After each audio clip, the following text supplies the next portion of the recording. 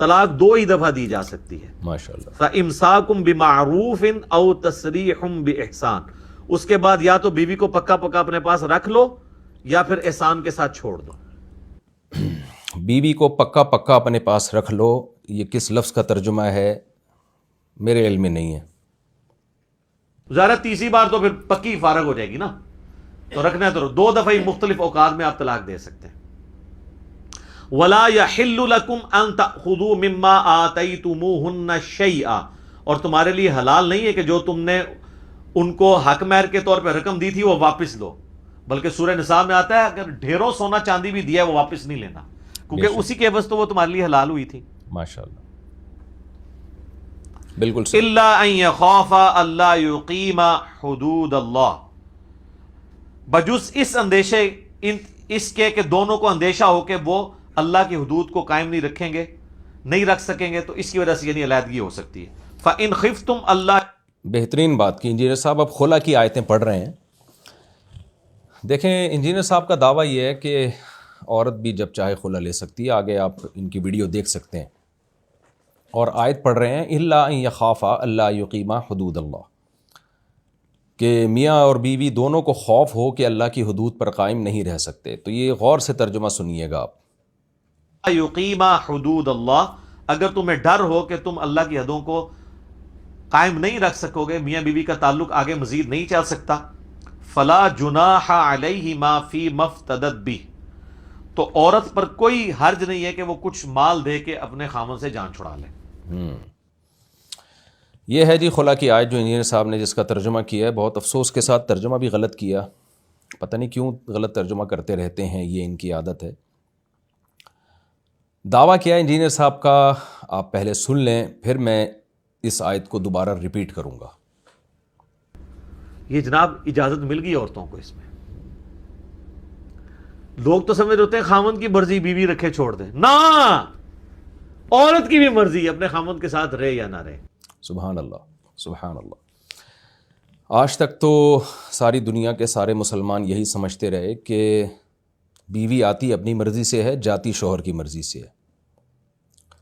آپ نے دیکھا ہوگا کہ شوہر نالائق ہے تو اس کے لیے دعائیں ہو رہی ہیں داماد کے لیے، اس سے طلاق لینے کی کوشش کی جا رہی ہے. لیکن انجینئر صاحب نے بہت آسان راستہ کر دیا.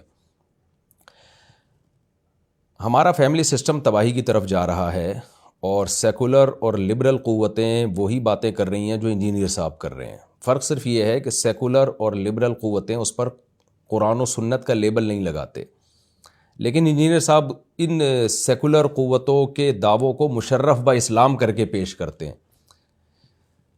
فیمنزم اپنے عروج پر ہے. خواتین کو وہ رائٹ دیے جا رہے ہیں جس سے خواتین میں آزادی بلکہ آوارہ گردی پیدا ہو رہی ہے. انجینئر صاحب نے بھی وہی ٹریک پر چل رہے ہیں.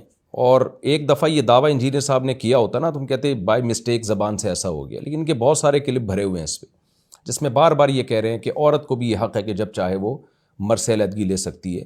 ہاں گناہ گار ہوگی، بلا وجہ لے رہی ہے، لیکن لے سکتی ہے. دنیا میں عدالتی قانون جو ہے وہ اس پہ نافذ ہوگا.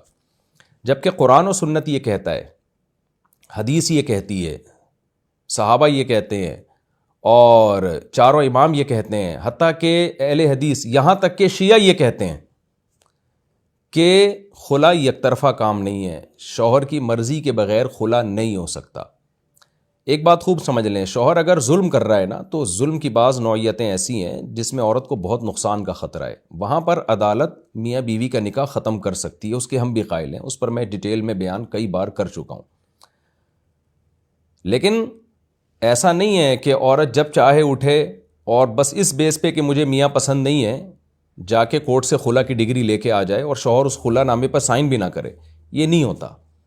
یہ انجینئر صاحب اور بعض چند اسکالرز آ گئے ہیں جنہوں نے اس کو پروموٹ کرنا شروع کر دیا ہے. تو چونکہ اس سے ہمارا خاندانی نظام تباہ و برباد ہو رہا ہے، اور یہ لوگ خواتین کے حقوق کے نام پہ اس طرح کی باتیں کرتے ہیں، لیکن خواتین کو نہیں پتہ کہ یہ ہمارے حقوق کا لیبل لگا کے ہمارا ہی بیڑا غرق کیا جا رہا ہے. آپ خود سوچیں کہ جب ایک مرد کو پتہ ہو کہ یہ میری بیوی کسی بھی وقت مجھے چھوڑ کے جا سکتی ہے تو وہ بیوی کو ایز اے انسٹرومنٹ استعمال کرے گا، وہ ٹیشو پیپر کی طرح استعمال کرے گا جیسے گرل فرینڈ کو استعمال کیا جاتا ہے. کیونکہ گرل فرینڈ بوائے فرینڈ میں اور میاں بیوی میں کوئی فرق ہی نہیں رہے گا کہ جب دونوں کو بریک اپ کا حق ہو. تو مرد جو عورتوں پہ خرچ کرتے ہیں، ان پہ ذمہ داریاں پوری کرتے ہیں، ان سے اولاد چاہتے ہیں، وہ سب کام مرد چھوڑ دیں گے. ان کو ڈر لگے رہے گا یار کسی بھی وقت چھوڑا جا سکتا ہے مجھے. تو اللہ نے مرد کو طلاق کا حق دیا. اس کی بہت ساری حکمتیں ہیں، میں ابھی ان حکمتوں کی ڈیٹیل میں نہیں جاؤں گا. ابھی تو میں صرف بتا رہا ہوں قرآن و سنت کیا کہتا ہے اس بارے میں. قرآن و سنت میں واضح ہے، قرآن کی آیت میں بھی احادیث میں بھی، کہ خلا یک طرفہ کام نہیں ہے. جج مرد کو کہے گا کہ تم طلاق دو اپنی بیوی کو، وہ دے دے گا تو ٹھیک ہے، ادروائز نہیں. جج شوہر کو کہے گا کہ خلا کے پیپر پہ سائن کرو، وہ کر دے تو ٹھیک ہے، نہیں کرے تو اس خلا کی کوئی حیثیت نہیں ہے. بار بار میں کہتا ہوں جج اپنی بیوی کو طلاق دے سکتا ہے، دوسروں کی بیویوں کو طلاق یا خلا نہیں پکڑا سکتا وہ. تو اب ہم آتے ہیں انجینئر صاحب کے علمی دلائل کی طرف جو وہ اکثر پیش کرتے رہتے ہیں. تو ذرا ہم سنتے ہیں انجینئر صاحب کیا کہہ رہے ہیں. وَلَا يَحِلُّ لَكُمْ أَن تَأْخُذُوا مِمَّا آتَيْتُمُوهُنَّ شَيْئًا، اور تمہارے لیے حلال نہیں ہے کہ جو تم نے ان کو حق مہر کے طور پہ رقم دی تھی وہ واپس لو. بلکہ سورہ نساء میں آتا ہے اگر ڈھیروں سونا چاندی بھی دیا ہے وہ واپس نہیں لینا، کیونکہ اسی کے عوض تو وہ تمہارے لیے حلال ہوئی تھی. إِلَّا أَن يَخَافَا أَلَّا يُقِيمَ حُدُودَ اللَّهِ، بجز اس اندیشے اس کے کہ دونوں کو اندیشہ ہو کہ وہ اللہ کی حدود کو قائم نہیں رکھیں گے، نہیں رکھ سکیں گے، تو اس کی وجہ سے یعنی علیحدگی ہو سکتی ہے. انجینئر صاحب نے قرآن مجید کی آیت تلاوت کی ہے، الطلاق مرتان، بالکل ٹھیک تلاوت کی کہ طلاقیں 2 مرتبہ ہیں، اس کے بعد تمہیں رجوع کا حق ہے، رکھنا چاہو تو رکھو، چھوڑنا چاہو تو آرام سے چھوڑ دو. آگے اللہ تعالیٰ نے کیا فرمایا، انجینئر صاحب نے بھی آیت تلاوت کی ہے، مجھے ریفرنس کی ضرورت نہیں ہے. لا يحل لكم ان تاخذوا مما آتيتموهن شيئا، طلاق کے بعد تمہارے لیے حلال نہیں ہے کہ تم بیوی کو جو تم نے مہر دیا تھا اس میں سے کچھ بھی لے لو. بالکل انجینئر صاحب نے ٹھیک بات کی ہے. آگے اللہ کیا فرما رہے ہیں، الا ان يخافا الا يقيما حدود اللہ. ایک صورت میں تمہارے لیے پیسے لینا جائز ہے، یعنی نکاح ختم ہونے کے باوجود ایک صورت ایسی ہے جس میں تمہارے لیے پیسے لینا جائز ہے. اور وہ کب جائز ہے، الا ان يخافا الا يقيما حدود اللہ، میاں بیوی کو خوف ہو کہ اب وہ حدود اللہ پہ قائم نہیں رہ سکتے، یعنی محبت کے ساتھ زندگی نہیں گزار سکتے، وہ دونوں کو خوف ہو. یک طرفہ خوف کا قرآن ذکر نہیں کر رہا ہے، یہ نہیں کہہ رہا قرآن کے جج صاحب کو خوف ہو یا صرف بیوی کو خوف ہو.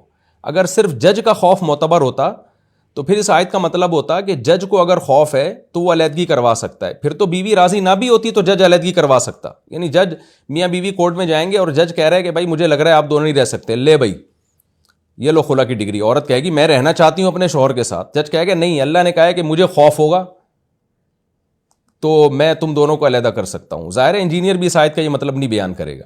اللہ تعالیٰ کیا فرما رہے ہیں، الا ان یخافا، میاں کو بھی اور بیوی کو بھی دونوں کو خوف ہے کہ اب ہم نہیں رہ سکتے. خوف کی کوئی بھی وجہ ہو سکتی ہے. شوہر کو اندازہ ہو گیا کہ یہ بیوی مجھ میں دلچسپی نہیں لے رہی ہے، یہ مجھ سے علیحدگی چاہتی ہے، اور شوہر کو لگا کہ بھئی یہ گڑبڑ کر رہی ہے، نہیں رہنا چاہتی، کسی قیمت پہ میرے ساتھ گزارا نہیں کرنا چاہتی. تو اللہ کہتے ہیں جب دونوں کو اس بات کا خوف ہوگا تو فلا جناح علیہما. یہاں انجینئر صاحب نے ترجمہ غلط کیا ہے، اب آپ یہ آیت دوبارہ سن لیں انجینئر صاحب ترجمہ کیا کر رہے ہیں. فَإِنْ خِفْتُمْ أَلَّا يُقِيمَا حُدُودَ اللَّهِ، اگر تمہیں ڈر ہو کہ تم اللہ کی حدوں کو قائم نہیں رکھ سکو گے، میاں بیوی کا تعلق آگے مزید نہیں چل سکتا، فلا جناح علیہما فی مفتدت بہ، تو عورت پر کوئی حرج نہیں ہے کہ وہ کچھ مال دے کے اپنے خامن سے جان چھڑا لے. انجینئر صاحب کہہ رہے ہیں کہ بیوی پر کوئی گناہ نہیں ہے، حالانکہ اللہ نے یہ نہیں کہا بیوی پر کوئی گناہ نہیں ہے رقم لینے میں، بلکہ رقم دینے میں، بلکہ اللہ کہہ رہے ہیں میاں اور بیوی دونوں پر کوئی گناہ نہیں ہے کہ شوہر بیوی سے رقم لے لے اور اس کی جان چھوڑ دے. یعنی بیوی پر رقم دینے میں اور جان چھڑوانے میں کوئی گناہ نہیں، اور شوہر پر رقم لے کر اس کی جان چھوڑنے میں کوئی گناہ نہیں. ان دونوں پر عدالت کہاں سے بیچ میں آ گئی، یہاں پہ یک طرفہ خلا یہاں کہاں سے ثابت ہو گیا. میں اس کو ایک مثال سے سمجھاتا ہوں. دیکھیے ہم حج کرنے جاتے ہیں، وہاں سے زمزم کے کین لے کر آتے ہیں، گورنمنٹ آف سعودیہ نے کہا ہے ناٹ فار سیل، یہ بیچنے کے لیے نہیں ہے. اب میں آیا یہاں 8-10 ڈبے لے آیا اٹھا کے، لوگ مجھ سے ڈبہ مانگ رہے ہیں کہ بھائی دو. میں کیا کہتا ہوں یار یہ تو بیچنے پر پابندی ہے، لیکن بھائی میرا اتنا خرچہ ہوا ہے، اب یہ بندہ مجھ سے چپک گیا ہے کہ یہ زمزم کا ڈبہ مجھے ہی دو. تو میں کہتا ہوں یار جتنا میرا خرچ ہوا ہے کم از کم میں اتنی رقم تو واپس لے لوں نا. جو میرا اور خرچہ ہے میں فری میں بانٹنے کے لیے تھوڑی لا جاؤں, میں بیچ نہیں رہا, میں اضافی پیسے نہیں لے رہا, لیکن جو میرا خرچہ ہوا ہے وہ تو دو نا مجھے, میرا تو ورنہ نقصان ہوگا. ایسی صورت میں جی میں کسی مفتی صاحب کو فون کرتا ہوں کہ حضرت میں بیچنے کی نیت نہیں ہے, لیکن زمزم ایک مقدس چیز ہے, پتہ نہیں اس کے بدلے میں پیسے لے سکتا ہوں کہ نہیں لے سکتا. زمزم کو اپنی ملکیت سے نکالنے کے لیے اس کے بدلے میں پیسے لے سکتا ہوں, میں نے 500 روپے کا پڑا ہے مجھے یہ, تو میں صرف چاہتا ہوں میں اپنے نقصان سے بچ جاؤں. میرے چچا جو ہے یہ زمزم کا کین مجھ سے مانگ رہے ہیں, تو وہ مفتی صاحب جواب میں کہتے ہیں کہ دیکھو زمزم مقدس چیز ہے, اس کی خرید و فروخت ٹھیک نہیں ہے, لیکن اگر تم اپنی ملکیت سے نکال رہے ہو, سامنے والا چپک گیا ہے, سامنے والا تم سے ہر قیمت پہ زمزم لینے کے وہ جو ہے نا وہ کہتے ہیں نا کمبل ہو گیا ہے, تو ایسی صورت میں دونوں پر کوئی گناہ نہیں ہے. یعنی چچا پر بھی کوئی گناہ نہیں ہے کہ وہ زمزم کی لالچ میں تمہیں پیسے دیں, اور تم پر بھی کوئی گناہ نہیں ہے کہ اس کو اپنی ملکیت سے نکال دو اور پیسے لے لو. یہاں کوئی گناہ نہیں ہے. اس سے صاف پتہ چل رہا ہے کہ یہ دونوں پر لازم نہیں ہے, یہ دونوں کے لیے آپشنل ہے. ان میں کوئی بھی چیز کسی پہ تھوپی نہیں جا سکتی. کہ قرآن نے پہلے حکم دیا الطلاق مرتان, طلاق 2 مرتبہ ہے, اور طلاق کے بعد اللہ نے کہا شوہر کو کہ تم جو مہر تم نے دیا ہے کچھ بھی نہیں لے سکتے, کیونکہ نکاح ختم کرنے کی پہل تمہاری طرف سے ہو رہی ہے, بیوی کی طرف سے مطالبہ نہیں تھا. لیکن آگے اللہ کہتے ہیں اگر دونوں نہیں حدود اللہ پہ قائم رہ سکتے, دونوں کو اس بات کا خوف ہے, ایسی صورت میں بیوی مطالبہ کرتی ہے. اب عورت کو یہ ڈر تھا کہ پتہ نہیں میرے لیے مہر دے کے شوہر سے جان چھڑانا جائز ہے یا نہیں ہے, کیونکہ میں کوئی باندھی تو نہیں ہوں جو بازاروں میں بکوں, میں اپنی قیمت دوں شوہر کو کہ بھئی چھوڑ دو میری جان. عورت ذوات القیم میں سے تو نہیں ہے نا, تو ایک انسان ہے. اور مرد کو یہ خوف ہو سکتا تھا کہ یار اللہ میاں نے تو پچھلی آیتوں میں کہا ہے کہ علیحدگی کی صورت میں پیسے نہیں لے سکتے, تو پتہ نہیں اس کنڈیشن میں بھی میں پیسے لے سکتا ہوں کہ نہیں لے سکتا. اب یہ مجھ سے مطالبہ کر رہی ہے, یہاں دونوں ڈر رہے ہیں, تو اللہ نے فرمایا فلا جناح علیہما, بھائی اگر نہیں رہنا چاہتے تو دونوں پر کوئی گناہ نہیں ہے, فی ما اس رقم کے بارے میں افتدت بھی جو عورت بطور فدیہ دے کے شوہر سے اپنی جان چھڑا لے. تو پتہ چلا جان پکڑی ہوئی تھی شوہر نے, جج نے نہیں پکڑی ہوئی تھی کہ جج چھوڑے گا, جان جس نے پکڑی ہوئی ہے چھوڑے گا وہی. تو فلا جناح علیہما کا لفظ یہ بتا رہا ہے, اور علامہ ابن کثیر رحمہ اللہ نے اس آیت کی یہی تفسیر کی ہے. تو ابن کثیر رحمہ اللہ تعالیٰ کی عربی عبارت یہ آپ کے سامنے, وہ کہتے ہیں کہ یعنی دونوں میں سے کوئی گناہ نہیں ہے. شوہر پر اس میں کوئی حرج نہیں ہے کہ وہ عورت سے پیسے لے کر اس کی جان چھوڑ دے, اور عورت پر اس میں کوئی حرج نہیں ہے کہ وہ شوہر کو پیسے دے کے اپنی جان چھڑوا لے. تو یہ دونوں کے آپس کی رضامندی سے آپشنل ہے, یہ کسی ایک پر بھی تھوپا نہیں جا سکتا. آج عدالتیں کیا کر رہی ہیں, عورت جائے گی خلا کا کیس دائر کرے گی, فائل کرے گی, اور عدالت شوہر کو بلائے گی, وہ آئے نہ آئے, آنے سے بھی کوئی فرق نہیں پڑتا. عدالت اس سے کہہ دے گی سائن کر دو, وہ کر دے تو ٹھیک ہے, وہ نہیں کرے تو بھی عدالت کہتی ہے تمہارے سائن کرنے نہ کرنے سے کوئی فرق نہیں پڑتا. عورت کا رائٹ ہے کہ وہ خلا لے سکتی ہے, تو پکڑا دی عورت کو خلا. تو یہ قرآن سے یہ کہاں پتہ چل رہا ہے؟ یہ ہے انجینئر صاحب کے فہم قرآنی جو محترم نے پڑھی. اب آپ انجینئر صاحب کا ترجمہ دوبارہ سنیں ذرا. فلا جناح علیہما فی مفتدت بھی, تو عورت پر کوئی حرج نہیں ہے کہ وہ کچھ مال دے کے اپنے خامن سے جان چھڑا لے. جی آپ نے دیکھ لیا کہ ترجمہ کیا کر رہے ہیں, ترجمہ کر رہے ہیں کہ عورت پر کوئی گناہ نہیں ہے کہ وہ فدیہ دے کے اپنی جان چھڑا لے. اب آپ کو پتہ چل گیا ہوگا کہ انجینئر صاحب نے غلط ترجمہ کیوں کیا. اس لیے کیا کہ انجینئر صاحب جو دعویٰ کر رہے ہیں نا, وہ دعویٰ اس غلط ترجمے کے بغیر ممکن تھا نہیں. کیونکہ جب ہم یہ کہتے ہیں کہ عورت پر کوئی گناہ نہیں, اس کا مطلب یہ عورت کے لیے آپشنل ہے, جبکہ قرآن کہہ رہا ہے فلا جناح علیہما, تثنیہ کی ضمیر ہے. پہلی جماعت کا بچہ جو ہوتا ہے نا مدرسے کا, وہ بھی سمجھتا ہے کہ پروناؤن میں ہما مرد اور عورت دونوں کے لیے استعمال ہوتا ہے, اور ہا ضمیر عورت کے لیے استعمال ہوتی ہے خالی. تو یہاں ہما ہے, ہا نہیں ہے. تو اب آپ دیکھ سکتے ہیں اللہ تعالیٰ نے کیا فرمایا, میاں بیوی دونوں پر کوئی گناہ نہیں ہے. اس سے پتہ چلتا ہے یہ دونوں کے لیے آپشنل ہے, دونوں پر نہیں تھوپا جا سکتا. اور انجینئر صاحب نے ترجمہ کیا کہ عورت پر کوئی گناہ نہیں ہے, گویا یہ شو کر دیا کہ عورت کے لیے آپشنل ہے, اس میں مرد کا کوئی دخل نہیں ہے. عورت چاہے گی تو خلا لے سکتی ہے, پیسے دے کے جان چھڑا سکتی ہے, نہیں چاہے گی تو جان نہیں چھڑا سکتی. جبکہ قرآن کہہ رہا ہے کہ دونوں پر کوئی گناہ نہیں ہے. تو میں نے جو تقریر کی اس سے آپ سمجھ گئے ہوں گے کہ جب ہم یہ کہتے ہیں دونوں پر کوئی گناہ نہیں, تو اٹ مینز کہ مرد کے لیے بھی آپشنل ہے کہ وہ پیسے لے کے جان چھوڑ دے, مرد میں اس پر کوئی گناہ نہیں ہے, اور عورت کے لیے بھی آپشنل ہے کہ وہ پیسے دے کے جان چھڑا لے. تو دونوں اگر یہ آپس کی رضامندی سے کریں تو دونوں پر کوئی گناہ نہیں ہے، یعنی دونوں میں سے کسی ایک پہ تھوپا نہیں جا سکتا۔ تو اب آپ نے دیکھ لیا کہ انجینئر صاحب نے ترجمہ غلط کیوں کیا، کیونکہ انجینئر صاحب اگر ترجمہ صحیح کر دیتے تو یہ صحیح ترجمہ ہی انجینئر صاحب کے اگینسٹ چلا جاتا، اس لیے انہوں نے بڑی ہوشیاری سے ترجمہ ہی آیت کا غلط کیا۔ اٹ از کالڈ بدترین خیانت، بٹ اٹ از کالڈ بدترین تحریف، یعنی اللہ کی آیات میں تحریف، بٹ اٹ از کالڈ اللہ کی آیات کے ساتھ بدترین مذاق۔ آگے خود انجینئر صاحب اعتراف کر رہے ہیں کہ عورت بطور فدیہ کے وہ رقم دے گی، جیسے کہ آپ اس کلپ میں دیکھ سکتے ہیں۔ یہ جناب اجازت مل گئی عورتوں کو اس میں؟ لوگ تو سمجھ ہوتے ہیں خامند کی مرضی بیوی رکھے چھوڑ دیں، نہ، عورت کی بھی مرضی اپنے خامند کے ساتھ رہے یا نہ رہے۔ تو اللہ تعالیٰ ہمارا وہ فدیہ دے کے عورت جان چھڑا سکتی ہے اپنے خامند سے۔ قرآن کے الفاظ بھی یہی ہیں، فلا جناح علیہما فیما افتدت بہ، اللہ کہتے ہیں اس رقم کے بارے میں میاں بیوی پر کوئی حرج نہیں ہے، وہ رقم جو عورت بطور فدیہ کے دے گی۔ فدیہ کا لفظ بتا رہا ہے کہ یہ مرد کی مرضی کے بغیر نہیں ہو سکتا۔ کیوں؟ فدیہ کسے کہتے ہیں؟ فدیہ قیدی دیتے ہیں اپنی جان چھڑانے کے لیے۔ دنیا میں آپ نے کوئی ایسا قیدی دیکھا جو جیل کے مالک سے کہے یہ 50,000 روپے پکڑو میں جا رہا ہوں ٹاٹا؟ بھائی اس کی رضا ہوگی تو وہ فدیہ کو قبول کرے گا۔ قیدی جب چھڑوائے جاتے ہیں نا تو بعض تو ویسے ہی بھاگ جاتے ہیں، لیکن اگر پکی قید ہوگی تو وہ بھاگ نہیں سکتے۔ وہ پھر کیا کرتے ہیں، جیل کے مالک کو یا جو بھی حکومت ہے جن لوگوں نے گرفتار کیا ان سے بارگیننگ ہوتی ہے، یار تم ہمیں شرافت سے نہیں چھوڑتے تو ایسا کرو کہ اتنے پیسے لے لو اور ہماری جان چھوڑ دو۔ تو وہ پیسے لیتے ہیں اپنی مرضی سے، پھر آپ کی جان چھوڑتے وہی ہیں، جیل کا دروازہ وہی کھولیں گے۔ یہ نہیں ہوتا کہ جی کوئی تیسرا کنٹری آئے اور وہ اس پر یوں اٹھا کے اس کو پیسے پکڑائے اور وہ کنڈی کھولے نہیں، وہ تیسرا کنٹری کھول کے قیدی کو بھگا کے لے جائے۔ اگلا کہے گا یار قیدی میرا ہے، جیل میرا ہے، کنڈی تو آ کے کھول رہا ہے۔ تو میں بار بار کہتا ہوں جج اپنی بیوی کو چھوڑ سکتا ہے، دوسروں کی بیویوں کو نہیں چھوڑ سکتا۔ میں اسی وجہ سے کہتا ہوں کہ اللہ کہتے ہیں عورت فدیے کا لفظ بتا رہا ہے کہ عورت مرد کی قید میں ہے۔ یا ہمارے سیکولر لوگ اور لبرل لوگ ایک اعتراض کرتے ہیں کہ اس کا مطلب عورت کو جو ہے وہ شوہر کی اسلام میں غلام ہوتی ہے۔ نہ غلام نہیں ہوتی، لیکن نکاح کے حق میں وہ عورت قید میں ہوتی ہے، یعنی نکاح کی کنجی مرد کے ہاتھ میں ہوتی ہے۔ جب وہ کھولے گا تو کھلے گی، نہیں ہوگا تو عورت آتی اپنی مرضی سے، جاتی اسلام میں اپنی مرضی سے نہیں ہے۔ اسپیسیفک چند صورتوں کے جو میں بیانات میں بتاتا رہتا ہوں اور اس کا یہاں بھی موضوع نہیں ہے، کیونکہ یہ لوگ میرے کلپ کو نکال کے نا ادھورا چلاتے ہیں۔ پھر عورت اپنی مرضی سے جا نہیں سکتی ہے اسلام میں۔ تو فدیہ کا لفظ بتا رہا ہے کہ بھئی یہاں جان چھڑوانی ہے تو جان اس سے چھوٹے گی نا جس نے جان پکڑی ہوئی ہے، تو وہ چھوڑے گا تو چھوٹے گی، ایسا تھوڑی کہ منہ پہ اس کے پیسے تھوپے اور نکل گئی، تو یہ تھوڑی ہو سکتا ہے۔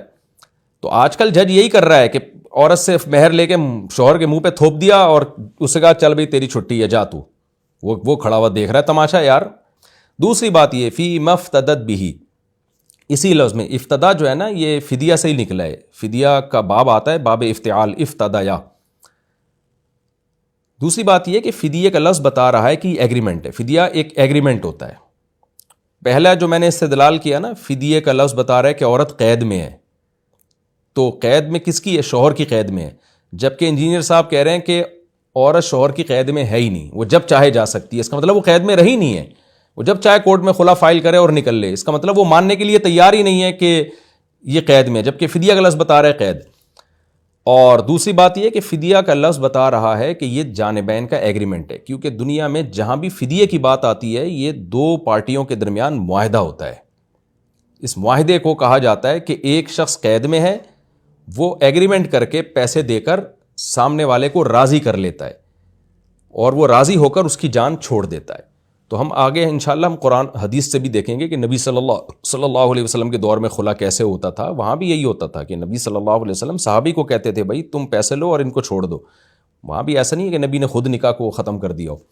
تو یہ ہے جی انجینئر صاحب کی فہم قرآنی، اور اتنا بڑا مسئلہ جس کا حلال و حرام سے تعلق ہے اور فیملی سسٹم کی بحالی سے جس کا تعلق ہے، اور نہ قرآن میں اس پر کوئی دلیل ملتی ہے، نہ حدیث میں، نہ چاروں اماموں میں، نہ اہل حدیث، نہ شیعہ۔ انجینئر صاحب نے ایک بہت بڑی پھینکی، اور آپ ان کا کانفیڈنس ذرا دوبارہ چیک کریں۔ اجازت مل گئی عورتوں کو اس میں؟ لوگ تو سمجھ ہوتے ہیں خامند کی مرضی بیوی رکھے چھوڑ دیں، نہ، عورت کی بھی مرضی اپنے خامند کے ساتھ رہے یا نہ رہے۔ میں نے جو علامہ ابن کثیر رحمہ اللہ تعالیٰ کی تفسیر کا حوالہ دیا نا، یہ ایک مثال کے طور پر، ورنہ سارے مفسرین اس آیت کا یہی مفہوم بیان کرتے ہیں جو میں نے ابھی آپ کے سامنے بیان کیا، اور اس کو بیان کی بھی کوئی ضرورت ایسے نہیں ہے، کیونکہ یہ تو ترجمے سے یہ چیز ظاہر ہے کہ اللہ تعالیٰ کیا کہہ رہے ہیں ان آیتوں میں۔ علامہ ابن حجر رحمہ اللہ تعالیٰ بھی فتح الباری میں قرآن کی جو خلا والی آیتیں ہیں اس کے تحت یہی نقل کرتے ہیں کہ لا یملکہ الا الزوج، کہ یہ جو خلا ہے نا یہ شوہر ہی اس کا مالک ہے، یعنی اس کی مرضی کے بغیر یہ نہیں ہو سکتا، اور تمام علماء فقہا محدثین یہی مفہوم بیان کرتے ہیں۔ اب میں اس مسئلے کو ذرا ڈیٹیل سے آپ کے سامنے بیان کرتا ہوں۔ یہ تو میں نے صرف خلا کی آیت کا ترجمہ کیا ہے آپ کے سامنے، کہ خلا کی آیت ہی کا ہم ترجمہ پڑھ لیں تو پتہ چل جائے گا کہ یہ یک طرفہ معاملہ نہیں ہے، شوہر کی رضا ضروری ہے۔ اس کے علاوہ قرآن کی آیات ہیں جن سے صاف پتہ چلتا ہے کہ عورت آئے گی اپنی مرضی سے، جائے گی شوہر کی مرضی سے۔ سب سے پہلے تو وہی آیتیں جو انجینئر صاحب نے قرآن کی تلاوت کی ہے، الطلاق مرتان، انہی آیتوں کا اگر ہم شان نزول دیکھ لیتے ہیں نا تو ہمیں پتہ چل جائے گا کہ آنے کا آپشن ہے، جانے کا عورت کے پاس آپشن نہیں ہے۔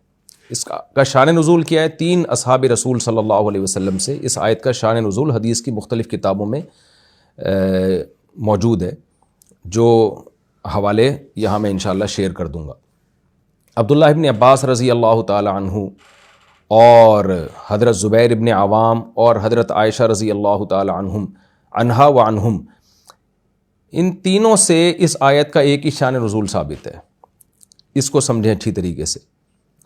ہوتا یہ تھا کہ زمانہ جاہلیت میں جب کوئی مرد اپنی بیوی کو طلاق دیتا تو اس کو لٹکا کے چھوڑ دیتا تھا۔ طلاق دی، جب عدت پوری ہونے کا ٹائم آیا تو عورت یہ سمجھتی تھی اب میری عدت پوری ہوگی، نکاح ختم ہو جائے گا، میں جہاں چاہوں گی شادی کروں گی، تو مرد کیا کرتا؟ رجوع کر لیتا عدت پوری ہونے سے پہلے ہی۔ عورت کہتی چلو میں اب دوبارہ باؤنڈ ہو گئی اس آدمی کے ساتھ، پھر وہ دوسری طلاق دیتا، عدت پوری ہونے کا ٹائم آنے والا ہوتا تو رجوع کر لیتا، پھر تیسری طلاق دیتا، عدت پوری ہونے کا ٹائم آنے والا ہوتا تو رجوع کر لیتا، پھر چوتھی طلاق دیتا، عدت پوری ہونے کا ٹائم آنے والا ہوتا رجوع کر لیتا۔ تو واللہ لا اطلقو کی ولا آوی کی ابداً، وہ کہتا ہے کہ اللہ کی قسم نہ میں تجھے رکھوں گا نہ چھوڑوں گا، یعنی اپنے نکاح سے آزاد نہیں ہونے دوں گا میں تجھے، اور رکھوں گا اس سینس میں نہیں کہ تیرے حقوق بھی ادا نہیں کروں، لٹکا کے چھوڑوں گا میں تجھے۔ اللہ تعالیٰ نے اس ظلم کا سد باب کیا، اور سد باب کیسے کیا؟ موطا امام مالک کی حدیث ہے، ابو داؤد کی حدیث ہے، سنن النسائی کی حدیث ہے، تفسیر ابن کثیر میں علامہ ابن کثیر نے ابن جریر کے سند سے ذکر کی ہے، اور تمام صحیح حدیثیں ہیں۔ کیا اللہ تعالیٰ نے سد باب کیا؟ بھائی اب مرد عورت کو لٹکا نہیں سکتا۔ الطلاق مرتان، رجوع کا حق 2 طلاقوں کے بعد ہے تمہیں۔ فَإِن طَلَّقَهَا فَلَا تَحِلُّ لَهُ مِن بَعْدُ حَتَّى تَنكِحَ زَوْجًا غَيْرَهُ، اگر تم نے تیسری دے دی اب تمہارے پاس رجوع کا آپشن ختم۔ حضرت عائشہ بھی بیان کر رہی ہیں، عبداللہ بن زبیر بھی بیان کر رہے ہیں، زبیر ابن عوام، عبداللہ بن زبیر نہیں، زبیر ابن عوام رضی اللہ عنہ، اور عبداللہ بن عباس بھی بیان کر رہے ہیں کہ عورت کو ظلم سے روکنے کے، عورت پر جو ظلم ہو رہا تھا اس کو روکنے کے لیے اللہ تعالیٰ نے یہ کام کیا کہ تیسری کے بعد اختیار مرد کا ختم کر دیا، اور کہا تیسری کے بعد اب رجوع نہیں کر سکتے۔ تو اس آیت کا تو شان نزول ہی یہی ہے۔ انجینئر صاحب کو چاہیے تھا پہلے یہ آیت تلاوت کرنے سے پہلے کم از کم تفسیروں میں دیکھ لیتے، حدیثوں میں دیکھ لیتے کہ یہ آیت نازل کس موقع پر ہوئی ہے۔ اب آپ مجھے بتاؤ آیت کا مقصد کیا تھا؟ کہ عورت پہ ظلم کیا ہو رہا تھا؟ ظلم یہ ہو رہا تھا کہ مرد اس کو کہیں اور شادی نہیں کرنے دیتا تھا۔ کیسے؟ کہ وہ اپنے نکاح سے نکلنے ہی نہیں دیتا تھا۔ اگر عورت کے پاس بھی اسلام میں خلا کا اس طرح سے حق ہوتا ہے جیسے انجینئر صاحب کہہ رہے ہیں کہ وہ شوہر کی مرضی کے بغیر بھی خلا لے سکتی ہے، تو اللہ تعالیٰ کو اس تکلف کی کیا ضرورت تھی معاذ اللہ کہ وہ آسمان سے آیتیں نازل کرتا کہ تیسری کے بعد تمہیں رجوع کا حق نہیں ہے۔ اللہ میاں کہہ دیتے تم رجوع کرتے رہو، کوئی بات نہیں، اس نے رہنا ہوگا رہے گی، نہیں رہنا ہوگا کورٹ سے جا کے خلا لے لے گی۔ یہ تو آیت کا سارا سیٹ اپ ہی ختم ہو گیا نا، آیت کا تو مفہوم ہی ختم ہو گیا بالکل۔ یعنی دوبارہ میں اس کو ایکسپلین کر دیتا ہوں۔ اللہ میاں کہہ رہے ہیں 2 طلاقوں کے بعد تمہیں رجوع کا حق ہے، تیسری کے بعد حق نہیں ہے۔ کیوں حق نہیں ہے؟ حضرت عائشہ، عبداللہ بن عباس اور زبیر ابن عوام کی تفسیر کے مطابق اس لیے حق نہیں ہے کہ تم تیسری کے بعد بھی رجوع کر لو گے، پھر چوتھی دو گے، چوتھی کے بعد بھی رجوع کر لو گے، عدت پوری نہیں ہونے دو گے اس کی، وہ تو بیچاری لٹک جائے گی۔ تو اس لیے اب 2 کے بعد تو حق ہے، تیسری کے بعد تیسری زبان سے نکالی تو گئی، بس اب تمہیں روک نہیں سکتے تم اس کو اپنے پاس۔ تو یہ سارا اسلام کا طلاق کا فلسفہ فٹ ہی اس وقت بیٹھتا ہے جب یہ مانا جائے کہ عورت کے پاس علیحدگی کا آپشن نہیں ہے، ورنہ اللہ میاں یہ آیتیں ہی نازل نہ کرتے. اللہ میاں کہہ دیتے کہ کوئی بات نہیں، تم دیتے رہو، عورت سے کھیلتے رہو. میں نے عورت کو بھی حق دیا ہے کہ جب چاہے گی وہ کورٹ میں خلا کا کیس فائل کرے گی. مرد نے بھلے ایک بھی نہ دی ہو، بھلے دو بھی نہ دی ہو، تین بھی نہ دی ہو. ہم تو کہہ رہے ہیں کہ 3 طلاق کے بعد مرد کا حق ختم ہوتا ہے، 3 طلاق سے پہلے مردوں کا حق ہے. اور تم تو 1 طلاق سے پہلے بھی عورت کو حق دے رہے ہو کہ ابھی ایک بھی نہیں دی ہے مرد نے. عورت جائے اور عدالت سے جا کے خلا کی ڈگری لے اور پتلی گلی سے نکلے. یہ ہے انجینئر صاحب کی قرآن فہمی. اتنے بڑے مسئلے میں اتنا بڑا انہوں نے جو ہے نا وہ بلنڈر کیا. باقی چھوٹے موٹے مسائل میں آپ خود سوچ سکتے ہیں ان کو اللہ نے کتنی فہم عطا کی ہوگی. علامہ ابن کثیر رحمہ اللہ تعالیٰ نے انہی تینوں حدیثوں کی روشنی میں جو میں نے ابھی آپ کے سامنے پڑھی ہیں اور ویڈیو میں دکھائی بھی ہیں آپ کو، اسی حدیثوں کی روشنی میں علامہ ابن کثیر رحمہ اللہ تعالیٰ اس آیت کی وہی تفسیر بیان کرتے ہیں جو ابھی میں نے آپ کے سامنے رکھی. ابن کثیر رحمہ اللہ کہتے ہیں هذه الآیۃ الکریمہ رافعۃ لما كان علیہ الامر فی ابتداء الاسلام من ان الرجل كان احق برجعة امرأته وان طلقها 100 مرة ما دامت في العدة فلما كان هذا فيه ضرر على الزوجات قصرهم الله الى 3 طلقات واباح الرجعة في المرة والثنتين وابانها بالکلیة في الثالثة فقال الطلاق مرتان فامساک بمعروف او تسریح باحسان. اس کا حاصل بھی یہی ہے، اہل علم جو عربی سمجھتے ہیں کہ عورت پہ ظلم ہوتا تھا، اس ظلم سے روکنے کے لیے کہ مرد اپنے طلاق کے حق کا ناجائز فائدہ نہ اٹھائے، اور تیسری کے بعد اللہ نے طلاق کے حق کو ختم کر دیا. تو وہی بات کہ اگر عورت کے پاس کورٹ سے خلا کا حق ہوتا تو پھر یہ تکلف کی ضرورت ہی نہیں تھی. مرد طلاقیں دیتا رہتا، رجوع کرتا رہتا. عورت کو جب رہنا ہوتا تو طلاق سے پہلے بھی رہ لیتی، طلاق کے بعد بھی رہ لیتی. نہیں رہنا ہوتا تو طلاق سے پہلے بھی نہیں رہتی، وہ کورٹ سے جا کے خلا لے لیتی. قرآن کی 2 آیتیں میں نے آپ کے سامنے رکھ دی ہیں. تیسری آیت میں آپ کے سامنے رکھتا ہوں جس سے پتہ چلتا ہے کہ عورت آئے گی اپنی مرضی سے، جائے گی اپنی مرضی سے نہیں. سورہ بقرہ آیت نمبر 237 وَإِن طَلَّقْتُمُوهُنَّ مِن قَبْلِ أَن تَمَسُّوهُنَّ. آیت کا ترجمہ اچھی طرح سے سمجھیں. اللہ تعالیٰ فرما رہے ہیں اگر تم اپنی بیوی کو طلاق دیتے ہو رخصتی سے پہلے، وَقَدْ فَرَضْتُمْ لَهُنَّ فَرِيضَةً، اور مہر تم نے متعین کیا ہوا تھا، فَنِصْفُ مَا فَرَضْتُمْ، تو جتنا مہر متعین تھا نا اس کا آدھا دو. یعنی پورا مہر تم پہ دینا واجب نہیں ہے کیونکہ رخصتی سے پہلے تم طلاق دے رہے ہو. آگے اللہ تعالیٰ کیا فرماتے ہیں آپ آیت میں دیکھ سکتے ہیں، الا ان یعفونا، یعفونا ینصرنا کے وزن پر ہے. الا یہ کہ عورتیں معاف کر دیں، یعنی بیویاں ہی معاف کر دیں. وہ کہیں ہمیں آدھا بھی نہیں چاہیے. یا عفو کا اصل معنی ہے چشم پوشی سے کام لے، درگزر سے کام لے. عورتیں کہہ دیں نہیں بھئی ہمیں نہیں چاہیے. او یعفو الذی بیدہ عقدۃ النکاح، اللہ کہتے ہیں یا شوہر درگزر سے کام لے. یعنی شوہر درگزر سے کام لینے کا مطلب شوہر کہ نہیں جی پورا ہی دے رہا ہوں میں. شوہر درگزر سے کام لے، اور عورت کا درگزر کرنا کیا ہے، ہمیں آدھا بھی نہیں چاہیے بھائی، جب رخصتی نہیں ہوئی تو چھوڑیں میں نے آپ کو معاف کیا. شوہر کا درگزر کرنا کیا ہے، نہیں بھائی جب مہر پورا ہوا تھا تو طلاق میں دے رہا ہوں نا، پورا ہی لے لو آپ. تو اللہ تعالیٰ فرماتے ہیں او یعفو الذی بیدہ عقدۃ النکاح. آگے اللہ نے فرمایا وان تعفوا اقرب للتقوی، معاف کرنا یہ تقوی کے زیادہ قریب ہے. یعنی عورت اگر آدھا بھی معاف کر دے تو یہ تقوی کے زیادہ قریب ہے، اور مرد اگر پورا دے دے تو یہ تقوی کے زیادہ قریب ہے. دونوں کو قرآن ترغیب دے رہا ہے. عورت کو ترغیب دے رہا ہے کہ آدھا بھی معاف کر دو، اور مرد کو ترغیب دے رہا ہے کہ تم پورا دو، تاکہ سوسائٹی میں ایک اچھا معاشرہ وجود میں آئے. اب دیکھیں یہاں اللہ تعالیٰ نے عورت کے لیے عورت کی ضمیر استعمال کی، بیوی کے لیے. الا ان یعفونا، اللہ کہتے ہیں الا یہ کہ وہ عورتیں معاف کر دیں. ہونا یہ چاہیے تھا جب شوہر کی معافی کا تذکرہ آئے اور شوہر کو یہ ترغیب دی جائے کہ تم پورا مہر دو، تو اللہ میاں کو یہاں کہنا چاہیے تھا او یعفو زوجہا، یا اس کا شوہر جس نے طلاق دیا وہ معاف کر دے. نہ اللہ نے یہ تعبیر استعمال نہیں کی، کیونکہ اللہ میاں کو پتہ تھا کہ 15ویں صدی میں ایسے لبرل قسم کے سیکولر قسم کے مذہبی رہنما آئیں گے جو عورت کو ڈیورس کا حق دے کے جائیں گے تاکہ خواتین سے ان کو فیم ملے، اور خواتین بیچاری بے وقوفی میں یہ سمجھ بیٹھیں کہ یہ ہمیں فیور کر رہے ہیں. تو اللہ میاں نے یہاں پر شوہر کے لیے بیدہ عقدۃ النکاح کا لفظ استعمال کیا کہ وہ شخص پورا مہر دے دے جس کے ہاتھ میں نکاح کی کنجی ہے، نکاح کی گرہ ہے. تو اللہ میاں نے بتا دیا کہ عقدۃ النکاح، نکاح کی جو گرہ ہے یہ ہسبینڈ کے ہاتھ میں ہے، جج صاحب کے ہاتھ میں نہیں ہے. جج کے پاس جس نکاح کی گرہ ہے نا وہ اس کی بیوی ہے. اس لیے میں بار بار کہتا ہوں جج اپنی بیوی کے نکاح کے بندھن کو کھول سکتا ہے، کیونکہ جس کے ہاتھ میں گرہ ہوتی ہے گرہ کھول بھی وہی سکتا ہے. عقدہ گرہ کو کہتے ہیں. تو گرہ کھول بھی وہی سکتا ہے. تو جج گرہ کھول سکتا ہے, اس عورت کے نکاح کی گرہ کھول سکتا ہے جس عورت کے نکاح کی گرہ جج کے ہاتھ میں ہے. اور جج کے ہاتھ میں کس عورت کے نکاح کی گرہ ہے؟ اپنی بیوی کے, قرآن کے مطابق. دوسروں کی بیویوں کے نکاح کی گرہ جج کے ہاتھ میں ہے ہی نہیں, وہ شوہر کے ہاتھ میں ہے, جیسے کہ اللہ تعالیٰ فرما رہے ہیں. جج تھوڑی مہر پورا دے گا بیوی کو. شوہر کے بارے میں اللہ کہہ رہے ہیں کہ تم پورا مہر دے دو, طلاق کے بعد بھی بنتا آدھا ہے لیکن دے دو پورا. تو شوہر کے لیے اللہ نے یہاں یہ لفظ استعمال کیا, او بیدہ عقدۃ النکاح, کہ جس کے ہاتھ میں نکاح کی گرہ ہے. انجینئر صاحب کہہ رہے ہیں کہ عورت بھی جب چاہے شوہر سے آزادی لے سکتی ہے, جبکہ اللہ کیا کہہ رہے ہیں کہ عقدۃ النکاح جو ہے عورت اپنی مرضی سے آئے گی, اس میں تو عورت پہ زبردستی نہیں ہے. جانے کے لیے یہ گرہ اللہ نے شوہر کے ہاتھ میں دے دی ہے. وہ گرہ کھولے گا تو علیحدگی ہوگی, نہیں کھولے گا تو علیحدگی نہیں ہوگی. سورہ بقرہ میں عقدۃ النکاح کا دوسری جگہ بھی یہی مطلب ہے. قرآن میں کیا ہے؟ وَلَا تَعْزِمُوا عُقْدَةَ النِّكَاحِ حَتَّى يَبْلُغَ الْكِتَابُ أَجَلَهُ. اللہ کہتے ہیں جب کوئی عورت بیوہ ہو جاتی ہے تو عقدۃ النکاح کا عزم نہ کیا کرو جب تک اس کی عدت پوری نہ ہو جائے. تو یہاں بھی عقدۃ النکاح کا مطلب کیا ہے؟ نکاح کے عقد میں اس کو لانا, اس کو جو ہے وہ بیوی بنا لینا. تو بیوی جب بن گئی ہے تو اب اس کی جو ہاتھ میں گرہ ہے بیدہ, وہ شوہر کے ہاتھ میں. تو قرآن کی اس آیت سے بھی یہ مضمون بہت ہی واضح ہوتا ہے.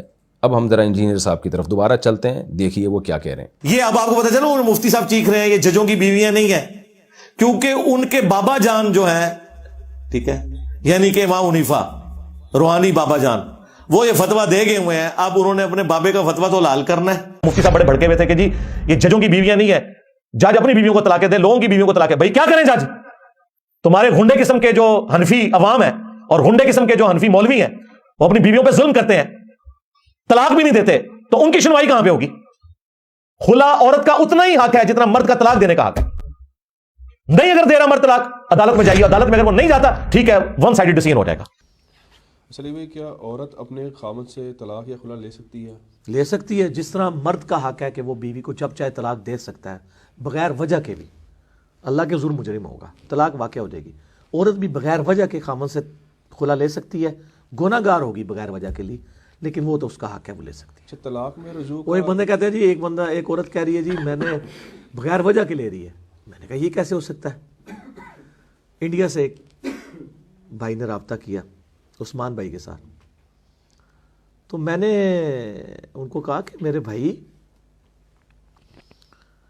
سب سے بڑی وجہ یہ ہے کہ ایک عورت کہتی ہے میں تیرے ساتھ نہیں رہنا چاہتی, یہ تو خود بہت بڑی وجہ ہے. اب یہ کہنا جی وہ کہ جی میں تیرے ساتھ یہ مسئلہ ہے, جب وہ کہہ رہی میں نہیں رہنا چاہتی, خود بذات خود بہت بڑی وجہ ہے. یہ میں نے 3 آیتیں آپ کے سامنے پیش کی ہیں, قرآن کی اور بھی آیات ہیں جس سے صاف پتہ چلتا ہے کہ عورت آئے گی اپنی مرضی سے, جائے گی اپنی مرضی سے نہیں. سورہ بقرہ کی آیات ہیں للذین یؤلون من نسائہم تربص 4 اشہر فإن فاؤوا فإن اللہ غفور رحیم وإن عزموا الطلاق فإن اللہ سمیع علیم. ایلا کیا ہوتا ہے پہلے میں یہ بتا دوں. اس آیت میں اللہ نے فرمایا کہ جو مرد اپنی بیویوں سے ایلا کرتے ہیں تو 4 مہینے تک انتظار کیا جائے گا. تو اگر مرد رجوع کر لیں تو ٹھیک ہے, اچھی بات ہے. رجوع نہیں کرتے تو طلاقی کا انہوں نے عزم کیا ہوا ہے, تو اللہ تعالیٰ سننے والا جاننے والا ہے. کیا مطلب اس آیت کا میں آپ کو ڈیٹیل میں بتاتا ہوں. دیکھیں, ایلا کہتے ہیں مرد اگر قسم اٹھا لینا کہ میں اپنی بیوی کے پاس نہیں جاؤں گا. ایک تو ہوتا ہے کوئی مرد ویسے ہی اپنی زوجہ سے ہم بستری نہیں کر رہا, سفر پہ گیا ہوا ہے, یا اس کو رغبت ختم ہو گئی ہے اور اسی کے ساتھ 4-5 مہینے 6 مہینے گزر جاتے ہیں, یا بیوی ہی بیچاری عمر زیادہ ہو گئی ہے اس کی, یا کوئی ایسا عیب پیدا ہو گیا جس کی وجہ سے مرد میں اس کو ہم بستری میں رغبت ہی نہیں رہی ہے, کوئی عیب ایسا پیدا ہو گیا اس میں. کیونکہ ہم بستری ایک ایسی چیز ہے جس کا تعلق مرد کی طبیعت پر ہے, اگر اس کی طبیعت مائل نہیں ہوگی تو وہ زبردستی مرد سے یہ کام کرایا نہیں جا سکتا. وہ ایک نارمل ہے, وہ ایک الگ بحث ہے, اس کا یہاں قرآن میں تذکرہ نہیں ہے. لیکن بعض مرد کیا کرتے ہیں, زمانے جاہلیت میں بھی کرتے تھے, اب بھی کرتے ہوں گے, قسم اٹھا لیتے ہیں کہ اللہ کی قسم میں تیرے قریب نہیں آؤں گا. یہ ظلم ہے عورت کے اوپر, یعنی چاہے مجھے رغبت ہو یا نہ ہو اس سے کوئی فرق نہیں پڑتا, میں نہیں تیرے قریب آؤں گا. تو زمانے جاہلیت میں مرد عورت پہ یہ ظلم کیا کرتا تھا, طلاق نہیں دے رہا ہے لیکن قسم اٹھا لی ہے کہ اللہ کی قسم میں تجھ سے ہم بستری نہیں کروں گا. اب عورت بیٹھی ہوئی ہے, وہ سالوں پہ سال گزرتے چلے جا رہے ہیں. بھائی تو طلاق دے کے اس کو چھوڑ دے, تو نہیں کرے گا تو اس کو اپنا حق کہیں اور سے وصول کرنے دے تاکہ کسی اور مرد سے شادی کرے, اپنی حلال خواہش تو پوری کرے. زنا اسلام میں ویسے ہی حرام ہے. تو اب عورت بیچاری کیا کرے؟ تو اللہ میاں نے کہا اگر کسی مرد نے قسم اٹھا لی ہے نا, للذین یؤلون من نسائہم, قسم اٹھا لی نا اگر, اس کا مطلب تو بھائی تو اس کو لٹکانا چاہ رہا ہے. تو اللہ نے کہا تربص اربعۃ اشہر, 4 مہینے تک ویٹ کرنا پڑے گا آپ کو. 4 مہینے تک اللہ نے تمہیں آپشن دیا ہے. فإن فاؤوا, اگر واپس لوٹ گئے یعنی قسم توڑ دی, قسم کا کفارہ ادا کرو. بیوی کے پاس طلاق کا رائٹ نہیں ہوگا اسی صورت میں. قسم کا کفارہ ادا کر دو گے اور اللہ تعالیٰ غفور الرحیم ہے, معاف کر دے گا تمہیں. لیکن 4 مہینے تک اگر تم نے قسم نہیں توڑی, تو جس کو قرآن کہہ رہے ہیں فإن عزموا الطلاق, طلاق ہی کا عزم کر لیا ہے تم نے. حالانکہ شوہر نے طلاق کا عزم نہیں کیا, شوہر نے تو یہ عزم کیا کہ بیوی کے پاس نہیں جا رہا, لیکن اللہ نے اس کو طلاق ہی قرار دے دیا ہے. تبھی اس آیت کی تفسیر میں امام ابو حنیفہ کیا کہتے ہیں کہ 4 مہینے کے بعد عورت کو خود بخود آٹومیٹیکلی طلاق پڑ جائے گی تاکہ وہ کہیں اور شادی کر کے اپنا ہم بستری کا حق اس مرد سے لے سکے. اور امام شافعی کہتے ہیں فإن عزموا الطلاق کا مطلب یہ ہے کہ مرد کا یہ عمل کو اللہ طلاق قرار دے رہے ہیں. حالانکہ مرد طلاق دے نہیں رہا, لیکن اللہ نے اس کو طلاق ہی قرار دے دیا ہے کہ بھئی یہ طلاق ہی کہلائے گی. تو امام شافعی کہتے ہیں کورٹ سے جا کے وہ لے سکتی ہے ایسی کنڈیشن میں طلاق. یعنی کورٹ کو وہ کیس فائل کرے گی کہ بھئی 4 مہینے ہو گئے, میرے مرد نے قسم اٹھائی ہوئی ہے میرے پاس نہیں آنا, اور قسم توڑ نہیں رہا وہ, تو یہ تو میرے پر جان بوجھ کر ظلم کر رہا ہے. اگر میں بوڑھی ہو چکی ہوتی پھر میرے پاس نہ آتا تو بات سمجھ میں آتی ہے. اس نے تو قسم اٹھائی ہوئی ہے, تو کیوں قسم اٹھائی ایسی؟ یا تو قسم توڑے یا میرا حق ادا کرے. تو امام شافعی کہتے ہیں جج جو ہے اس کو ڈیورس دے سکتا ہے. یعنی قرآن کی اس آیت کی تفسیر میں 2 قول ہمیں ملتے ہیں. ایک قول تو یہ کہ آٹومیٹیکلی 4 مہینے کے بعد طلاق واقع ہو جائے گی. دوسرا قول یہ کہ عورت کورٹ سے طلاق لے سکتی ہے. مجھے ایک بات بتاؤ, اگر عورت کو ہر وقت طلاق کا حق کورٹ سے حاصل ہوتا تو پھر یہ ایلا والی آیت اللہ کو نازل کرنے کی کیا ضرورت تھی؟ تو قرآن یہ احکام کیوں بیان کرتا کہ مرد اگر قسم اٹھا لے کہ میں بیوی کے پاس نہیں جاؤں گا, تو اللہ کہتے ہیں 4 مہینے تیرے پاس آپشن ہے, 4 مہینے تک تیرے پاس رائٹ ہے کہ تو قسم توڑ سکتا ہے. 4 مہینے کے بعد یہ آپشن گیا تمہارے ہاتھ سے, اب تم قسم توڑ بھی دو تو بیوی کے پاس ڈیورس کا حق آ گیا ہے. تو اس سے پتہ چلتا ہے اس سے پہلے حق نہیں ہے. تو انجینئر صاحب جو بیان کر رہے ہیں نا کہ عورت جب چاہے کورٹ سے جا کے خلا لے سکتی ہے, اس میں تو پھر یہ ایلا کی آیتوں کا کوئی مطلب بنتا ہی نہیں ہے. عورت کہے گی اللہ تو یہ آیتیں نازل کرتا نہ کرتا میری صحت پہ کوئی فرق نہیں پڑ رہا, تو یہ کہہ رہا ہے میں نے عورت پہ ظلم ہو رہا تھا, اس ظلم سے بچنے کے لیے شوہر کو کہہ دیا کہ اگر تم نے قسم اٹھا لی ہے بیوی کے پاس نہیں جاؤ گے, تو اللہ عورت کو حق دے رہا ہے ڈیورس کا بھی. تو اے اللہ یہ تو حق تو نے مجھے ویسے ہی دیا ہوا ہے, تو اس تکلف کی اور اس آیت کو سورہ بقرہ میں نازل کرنے کی, اور پھر فقہاء نے اس پر اتنے حکام بیان کیے, ایلا کی کتنی صورتیں بنتی ہیں, قسم کے کون کون سے الفاظ ہیں, کیا کیا الفاظ سے ایلا منعقد ہو جاتا ہے. تو ان تکلفات کی اور فقہ کے باب میں جو پورا کتاب الایلا ہے اسی کو نکال کے باہر رکھ دینا چاہیے. یہ تو بڑا آسان کر دیا انجینئر صاحب نے. تو یہی میرا انجینئر صاحب سے سوال ہے, کائنڈلی مجھے اس کا آپ جواب دے دیں. لیکن شاید آپ قیامت تک اس کا جواب نہیں دے سکیں, اور آپ کے پاس قیامت تک کا ٹائم نہیں, 1 ہفتے کا ٹائم ہے, آپ جواب دے دیں اس کا. نہیں دیا تو ہم سمجھ جائیں گے کہ آپ کے پاس جواب نہیں ہے, اور ویسے بھی نہیں ہے, کوئی دے ہی نہیں سکتا اس کا جواب, اس کا کوئی مطلب بنتا ہی نہیں ہے, پھر 2 اور 2 4 کی طرح یہ بات.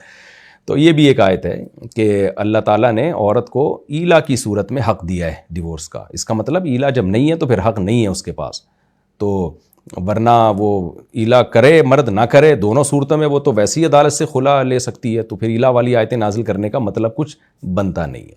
اب ہم ذرا انجینئر صاحب کے کچھ دوسرے دلائل کی طرف بھی چلتے ہیں جو انہوں نے حدیث سے دینے کی کوشش کی ہے, لیکن جیسے قرآن سے دی ہے نا اس کا حشر آپ نے دیکھ لیا, حدیث سے جو دلائل دیے ہیں اس کا تو اس سے بھی زیادہ برا حشر ہونے والا ہے جو ابھی میں نے قرآن سے دلائل دیے. انہوں نے حدیث جو پیش کی ہے پہلے آپ انہی کی زبان سے آپ سن لیں. عدالت اگر خلا کا فیصلہ عورت کے حق میں دے دیتی ہے لیکن مرد عورت کو پنچایت یا جج کے سامنے طلاق نہیں دیتا, تو کیا شرعی لحاظ سے عورت کو متعلقہ کہا جا سکتا ہے؟ اکثر دیکھنے میں آیا کہ عدالت عورت کے حق میں فیصلہ دیتی ہے لیکن مرد انکاری ہوتا ہے. اور مرد کی کیا اوقات ہے کہ وہ انکار کرے؟ مرد انکاری ہوتا ہے, مرد بدماشی پہ اترا ہوتا ہے تو وہ بیچاری عدالت میں جاتی ہے نا. بڑی ہمدردی تو مردانہ للا دیو بندے ہو, مرد بدماشی کر رہا ہوتا ہے نا. اگر کوئی عورت ناحق مرد سے طلاق لے رہی ہے تو دنیا کے قانون میں وہ طلاق لے سکتی ہے, اور خلا اگر طلاق نہ ملے تو خلا عدالت سے لے سکتی ہے, یہ اس کا رائٹ ہے.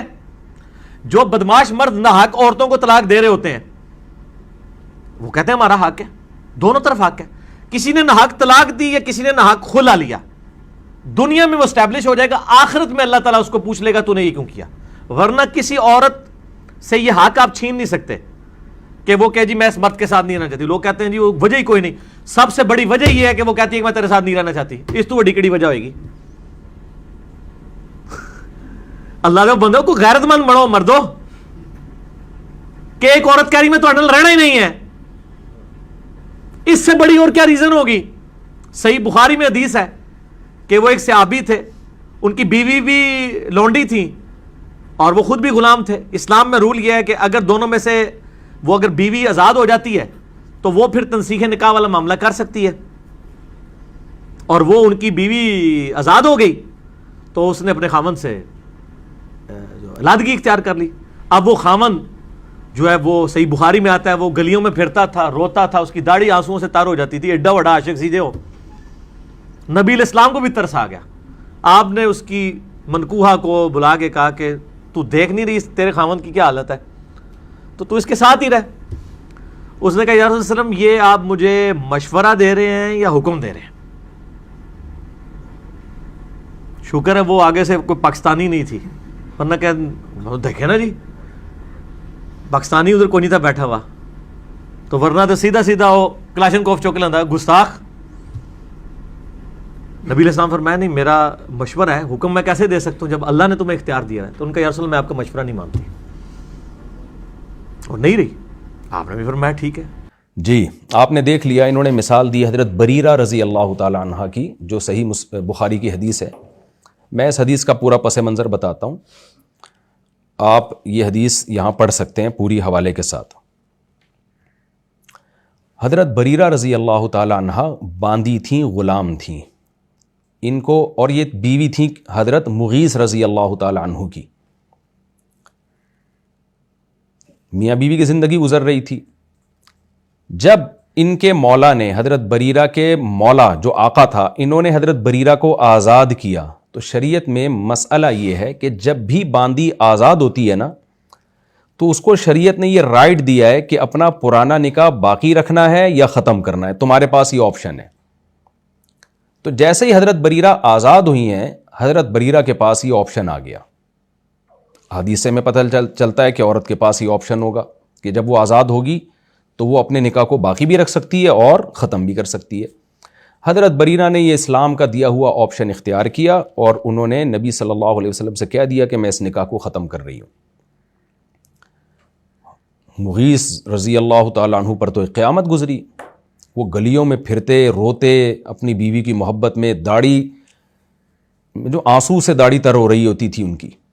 آپ صلی اللہ علیہ وسلم نے جب حضرت مغیث کا یہ درد دیکھا اور اپنی محبت دیکھی بیوی کے لیے, تو آپ نے حضرت بریرہ کو فرمایا کہ تم اپنے شوہر سے رجوع کر لو, یعنی اس سے نکاح کر لو دوبارہ, کیونکہ نکاح تو ختم کر چکی تھی, وہ فسخ کر چکی تھی. انہوں نے عرض کیا یا رسول اللہ یہ آپ کا حکم ہے یا مشورہ ہے؟ آپ نے فرمایا میرا مشورہ ہے. فرمایا میں اس نکاح کو نہیں قبول کرتی. آپ صلی اللہ علیہ وسلم تعجب سے فرمایا کرتے تھے کہ دیکھو شوہر کو بیوی سے محبت کتنی ہے اور بیوی کو شوہر سے نفرت کتنی ہے. تعجب سے فرمایا کرتے تھے. وہ گلیوں میں گھوم رہے ہیں, داڑھی آنسوؤں سے تر ہو رہی ہے, یبکی حدیث کے الفاظ ہیں, رو رہے ہیں, روتے پھر رہے ہیں, ہر قیمت پہ بیوی چاہیے, اور بیوی کی کا بوجھ دیکھو, کسی قیمت پہ شوہر نہیں چاہیے اس کو. یہاں سے انجینئر صاحب نے استدلال کیا کہ دیکھو عورت کے پاس بھی ڈیورس کا حق ہے, اس بیس پہ کہ وہ اپنے شوہر سے نفرت کرتی ہے. انجینئر صاحب یہ حدیث آپ کے خلاف جا رہی ہے. اگر عورت کو ہر وقت یہ حق حاصل ہوتا تو اسپیسیفک اس موقع پہ کیوں ان کو یہ حق دیا جاتا؟ اصل میں تو یہ حدیث بتا رہی ہے کہ جب عورت آزاد ہوگی مولا سے تو آزادی کے بعد اس کو یہ حق دیا جائے گا کہ وہ پرانے شوہر کے ساتھ رہنا چاہتی ہے یا نہیں رہنا چاہتی. یہ حدیث انجینئر صاحب آج کی عورتوں پہ فٹ کر رہے ہیں جو پہلے سے آزاد ہیں, اپنی مرضی سے انہوں نے نکاح کیا, ان پہ کوئی گن پوائنٹ پہ زبردستی نہیں تھپوایا گیا نکاح. تو عورت جس کی باندی ہو نا, مولا کی باندی, اس کے ہاتھ میں تو باؤنڈ ہوتی ہے, پابند ہوتی ہے, وہ وہاں سے نہیں بھاگ سکتی. لیکن شوہر کی بیوی جو ہے وہ شوہر کی باندی تھوڑی ہے. وہ تو حضرت بریرہ رضی اللہ تعالی عنہا جو تھی وہ اپنے شوہر کی باندی تھوڑی تھی, وہ شوہر کی تو وہ بیوی تھی. یہی وجہ ہے کہ ان کے پاس یہ آپشن نہیں تھا. اگر آپشن ہوتا تو پہلے جو ان کی نفرت نظر آ رہی ہے اس حدیث میں اپنے شوہر سے, جس پہ نبی تعجب کر رہے ہیں کہ शौहर की बीवी से मोहब्बत देखो और बीवी की शौहर से नफरत देखो, तो ये नफरत आज थोड़ी पैदा हुई है, तो पहले से थी। इसके बावजूद भी नबी ने हजरत बरीरा को ये ऑप्शन नहीं दिया है कि तुम जब चाहो अपने शौहर से खुला ले सकती हो, तलाक ले सकती हो। आजादी के वक्त ये ऑप्शन दिया जा रहा है, और हम भी इसके कायल हैं, चारों इमाम इसके कायल हैं कि जब भी बांदी आजाद होगी तो उसको ये ऑप्शन दिया जाएगा। इसका मतलब जब आजाद नहीं होगी, पहले से आजाद है या बांदी है, अभी तक आजाद नहीं हुई है, तो जिसकी बीवी है उसी को हक होगा कि वो अपनी बीवी को छोड़ सकता है, उससे पहले औरत को यह हक हासिल नहीं होगा। हां, जब आजाद हो रही है तो हक हासिल होगा। तो कहां की हदीस उठा के इंजीनियर साहब ने किधर फिट कर दी है। तो इंजीनियर साहब, ये हदीस आपके अगेंस्ट जा रही है। किस तरह अगेंस्ट जा रही है, मैं दोबारा एक्सप्लेन कर देता हूं कि इस हदीस से पता चल रहा है कि जब तक बीवी आजाद नहीं हुई, बांदी हजरत बरीरा आजाद नहीं हुई, उनके पास ये खुला का ऑप्शन नहीं था। अगर होता तो वो पहले ही जाके नबी सल्लल्लाहु अलैहि वसल्लम से कहती कि भाई मुझे आप निकाह मेरा खत्म कर दें, तो आप सल्लल्लाहु अलैहि वसल्लम ने खत्म नहीं किया ना। वो गई, उनको पता था मैं जाऊंगी तो नबी यही कहेंगे कि भाई शौहर तो वो है तुम्हारा, वो तलाक देगा तो होगी, मैं कहां से। हाँ, जब आजाद हुई है तो आज़ादी के बाद फिर औरत के पास ये राइट होता है। इस हदीस से पता चलता है, और सारे मुहद्दिसीन इसका यही मतलब बयान करते हैं। और इंजीनियर साहब भी अब दोबारा ये जब अपने अल्फाज पे गौर करेंगे तो उनको भी पता चल जाएगा कि इसका वही मतलब है जो कराची के मुफ्ती बयान कर रहे हैं। वो मतलब नहीं है जो जहलम के बने हुए मुफ्ती जो है वो बयान कर रहे हैं, तो जिनका काम कुछ और था और आके वो शरई मसाइल में उन्होंने टांग अड़ाना शुरू कर दिए। तो ये हदीस भी इस बात की वाज़ेह दलील है कि तलाक का ऑप्शन मर्द के पास है, औरत के पास नहीं है। निकाह ख़त्म करने का ऑप्शन मर्द के पास है, औरत के पास नहीं है। स्पेसिफिक चंद सूरतों के, जिनमें एक सूरत ये भी है कि बांदी हो किसी की बीवी और उस बांदी को आज़ाद किया जाए। यहाँ तो सब कायल हैं इसके। इंजीनियर साहब ने खुला के जो इनका अपना वज़ा करदा खुला है ना, उसके दलाइल में एक हदीस अबू दाऊद की भी पेश की है, जिसमें हवाला किया होता है, इमाम मालिक में भी है और मिशकात में भी बेदनी कितनी है। वो हदीस क्या है वो उन्होंने शो की है अपने चैनल पे, वो मैं हदीस पढ़ देता हूँ आपके सामने। हदीस तो इंजीनियर साहब खुद आपको बता देंगे, ये आप उनकी वीडियो सुन लें। वो हदीस मौजूद है अबू दाऊद में, सुनन नसाई में, अल-मुअत्ता इमाम मालिक के अंदर। नबी इस्लाम फजर की नमाज पढ़ा के निकले, एक औरत बाहर खड़ी थी, उसने कहा या रसूलल्लाह मैं अपने मर्द के साथ नहीं रहना चाहती। आपने उसके मर्द को बुलाया और फरमाया कि जो हक महर वाला मामला है ना वो आपस में तय कर लो, ये औरत वो हक महर वापस करे। वो कुरान में भी आया कि अगर कोई औरत लादा होना चाहती है अपने खामन से तय कर ले, जितना वो आसानी से दे सकती है वो उसे वापस करे और फिर वो अलहदगी कर ले, इसके एवज वो उसे अलहदा कर देगा। फिर नबी इस्लाम ने कहा कि ठीक है, जो ये उसने कहा ठीक है या रसूलल्लाह मैं दस्तबरदार होती हूं, मैं इसको वापस करती हूं, मैं इससे अलहदा होना चाहती हूं। फिर नबी इस्लाम ने उनके दरमियान अलहदगी करवा दी। ये होगी खुला वाली औरत कि जो अपने मर्द से जाकर तलाक लेना चाहती है और वो नहीं दे रहा, फिर वो काजी की तरफ रुजू लाती है। ज़ाहिर है उस वक्त नबी इस्लाम उस वक्त काजी थे ना, जस्टिस की सीट के ऊपर वो थे, तो नबी इस्लाम ने बुला के इस मामले को सेटल करवाया। हदीस के अल्फाज क्या हैं? फ़अख़ज़ मिन्हा वजलसत फ़ी अहलिहा। हज़रत हबीबा बिनते सहल अल अंसारिया रज़ी अल्लाहु अन्हा ने अपने शौहर से खुला लिया, नबी के पास आई, आपने फरमाया कि उनका बाग वापस कर दो। तो आगे अल्फाज हैं फ़अख़ज़ मिन्हा, उनके शौहर ने वो बाग ले लिया, वजलसत फ़ी अहलिहा, जलसत फ़ी अहलिहा, और वो अपने घर चली गई। यहाँ भी इंजीनियर साहब ने डंडी मारी है, पूरी हदीस पेश नहीं की, और ये इस तरह की डंडियाँ अक्सर मारते रहते हैं। मेरा ख्याल है कोई मसला ही बमुश्किल ऐसा होगा जिसमें इंजीनियर साहब ने डंडी ना मारी हो। इंजीनियर साहब जब दलाइल की दुनिया में जाते हैं ना, तो एक आंख बंद करके वो हदीसें जो इनको लगता है कि इनके फेवर में है वो देख रहे होते हैं, और वो हदीसें जो इनके अगेंस्ट जा रही होती हैं वो इनके सामने शायद गुजरी नहीं होती, या उसको पी जाते हैं। ये जनाब इंजीनियर साहब, ये हदीस पूरी अगर आप पढ़ लेते तो इससे पता चल जाता कि ये उलमा जो बात कहते हैं ना कि या कुरान जो बात कह रहा है कि निकाह ख़त्म करने की कुंजी मर्द के हाथ में, औरत के हाथ में नहीं, ये हदीस उसकी तायीद कर रही है इस दावे की, या आपके अगेंस्ट है हदीस। पूरी हदीस अबू दाऊद में 1930 में अल्फाज ये हैं कि नबी सल्लल्लाहु अलैहि वसल्लम ने उनके शौहर को बुलाया। नासिरुद्दीन अल्बानी रहमहुल्लाह ने इस हदीस को सही करार दिया, जो मैं भी आपके सामने पढ़ रहा हूँ। पूरे अल्फाज हैं आयशा अन्ना हबीबता बिन्त सहल कानत इंद साबित इब्न क़ैस इब्न शमास रज़ियल्लाहु अन्हु फ़दरबहा फ़कसर बअदहा फ़अतत रसूलुल्लाह सल्लल्लाहु अलैहि वसल्लम बाद सुबह, फजर के बाद आई, फ़दअन नबी सल्लल्लाहु अलैहि वसल्लम साबितन, नबी सल्लल्लाहु अलैहि वसल्लम ने हज़रत साबित को बुलाया। फ़क़ाल खुद बाद मालिहा व फ़ारिक़ा, कुछ माल ले लो और इनकी जान छोड़ो। नबी कह रहे हैं कि इनको छोड़ दो तुम। फ़क़ाल وَيَصْلَحُ ذَلِكَ یا رسول اللہ، کیا میرے لیے ٹھیک ہے کہ میں پیسے لے کے ان کی جان چھوڑ دوں؟ مطلب یہ قال نعم، فرمایا ہاں. قال فإنی اصدقتها حدیقتین، یا رسول اللہ میں نے ان کو 2 باغ دیے. تو آپ صلی اللہ علیہ وسلم نے فرمایا خذہما وفارقھا، دونوں باغ لے لو اور ان کو چھوڑ دو. تو یہاں نبی نکاح ختم نہیں کر رہے، نبی حضرت ثابت سے کہہ رہے ہیں کہ تم چھوڑ دو ان کو. تو ابو داؤد ہی میں جناب جو آپ نے ریفرنس دیا ہے، اگر اس حدیث کو پورا آپ دیکھ لیتے، تھوڑا سا آگے چلے جاتے، تو آپ کو اس حدیث کا مطلب سمجھ میں آ جاتا اور آپ آدھی حدیث لوگوں کے سامنے پیش کر کے ان کو گمراہ نہ کرتے. اور آپ بخاری کی طرف کیوں نہیں آئے؟ اب ڈائریکٹ ابو داؤد میں چھلانگ لگا کے کیوں چلے گئے؟ بخاری میں یہ حدیث ان الفاظ کے ساتھ ہے. بخاری میں نام ہے حضرت جمیلہ بنت سلول. اب اس میں علماء کا اختلاف ہوا ہے کہ شوہر کا نام تو یہی ہے ثابت رضی اللہ عنہ.